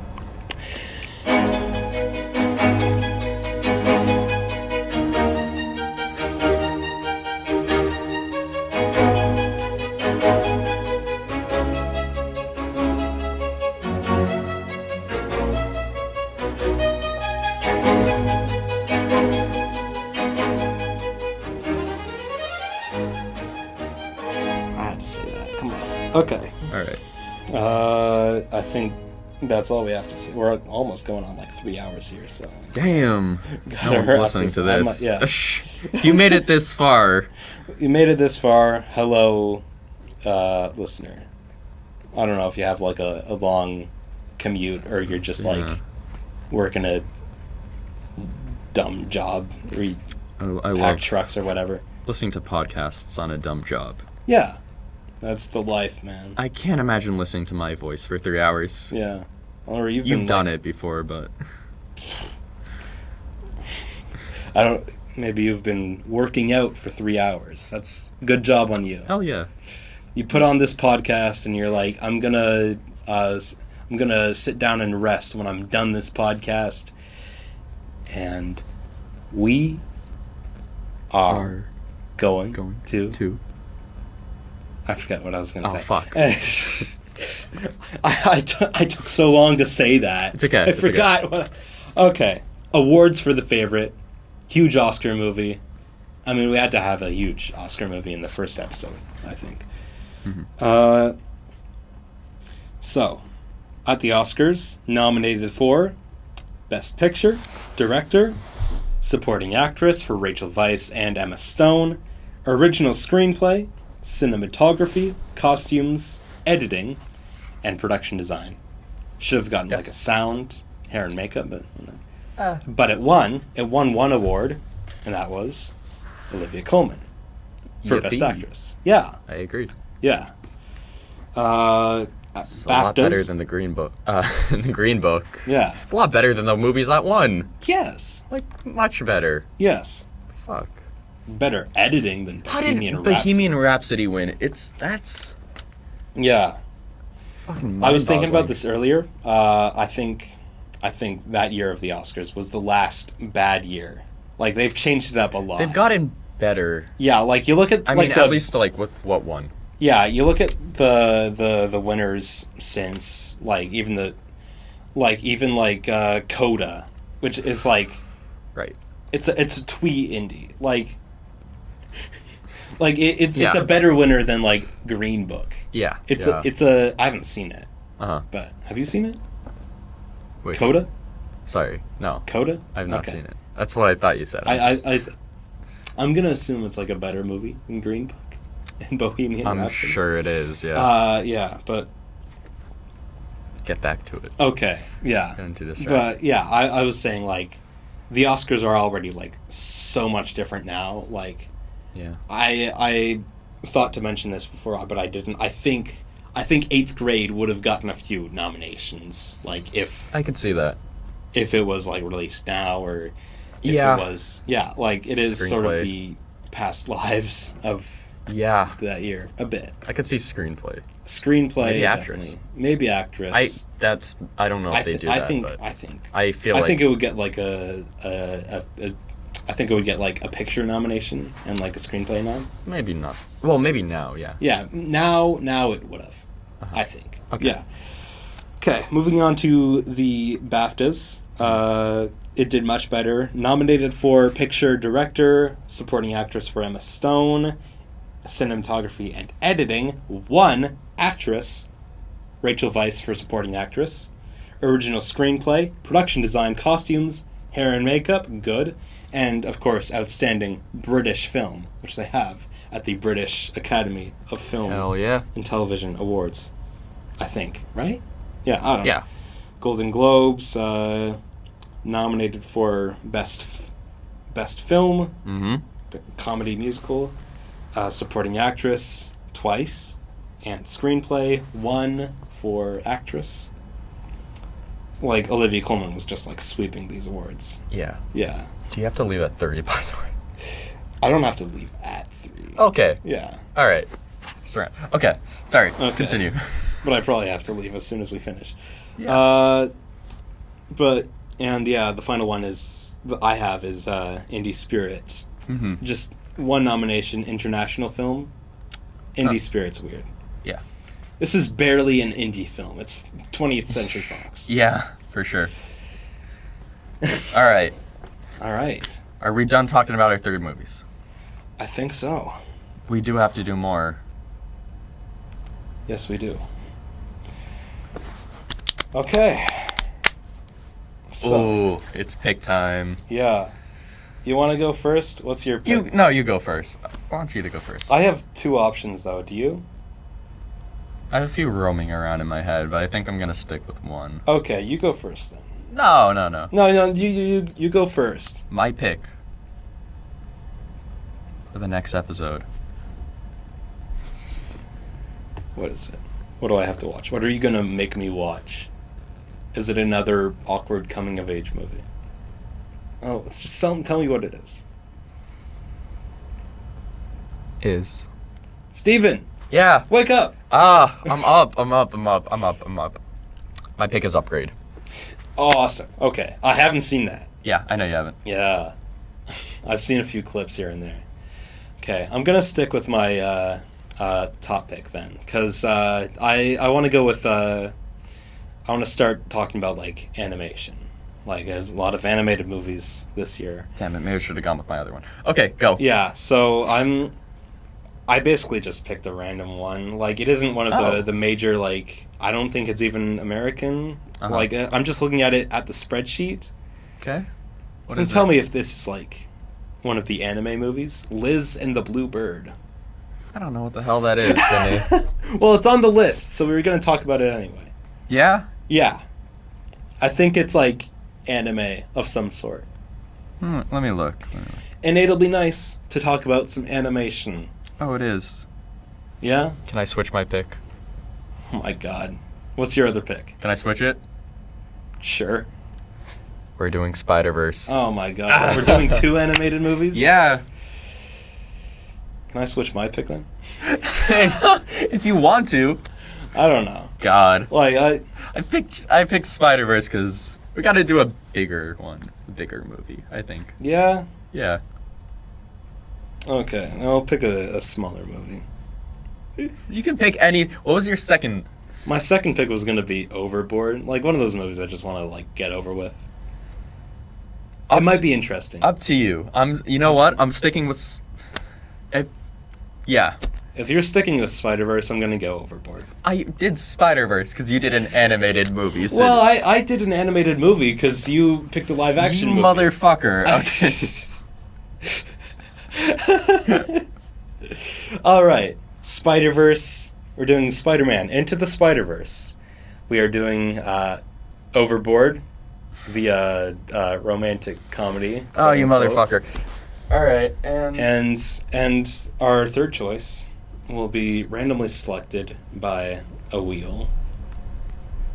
The wheel. The wheel.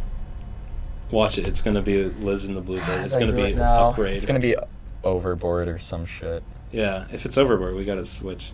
Or we got to, like, spin again. Are you spinning it? I'm only looking at the back of your laptop. I'm trying to connect my... Oh, he's trying to connect.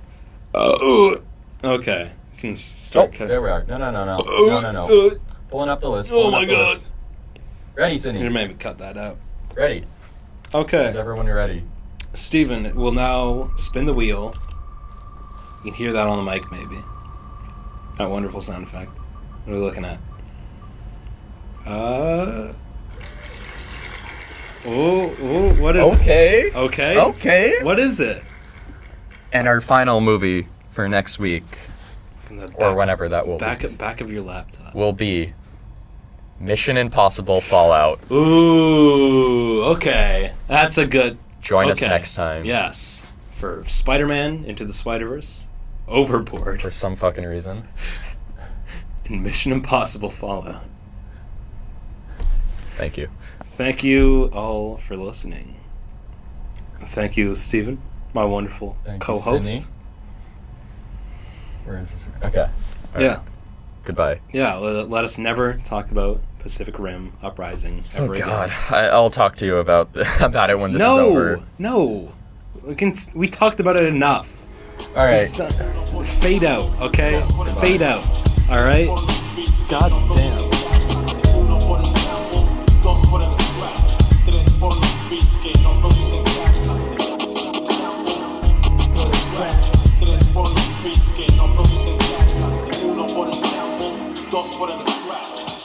los beats que no producen.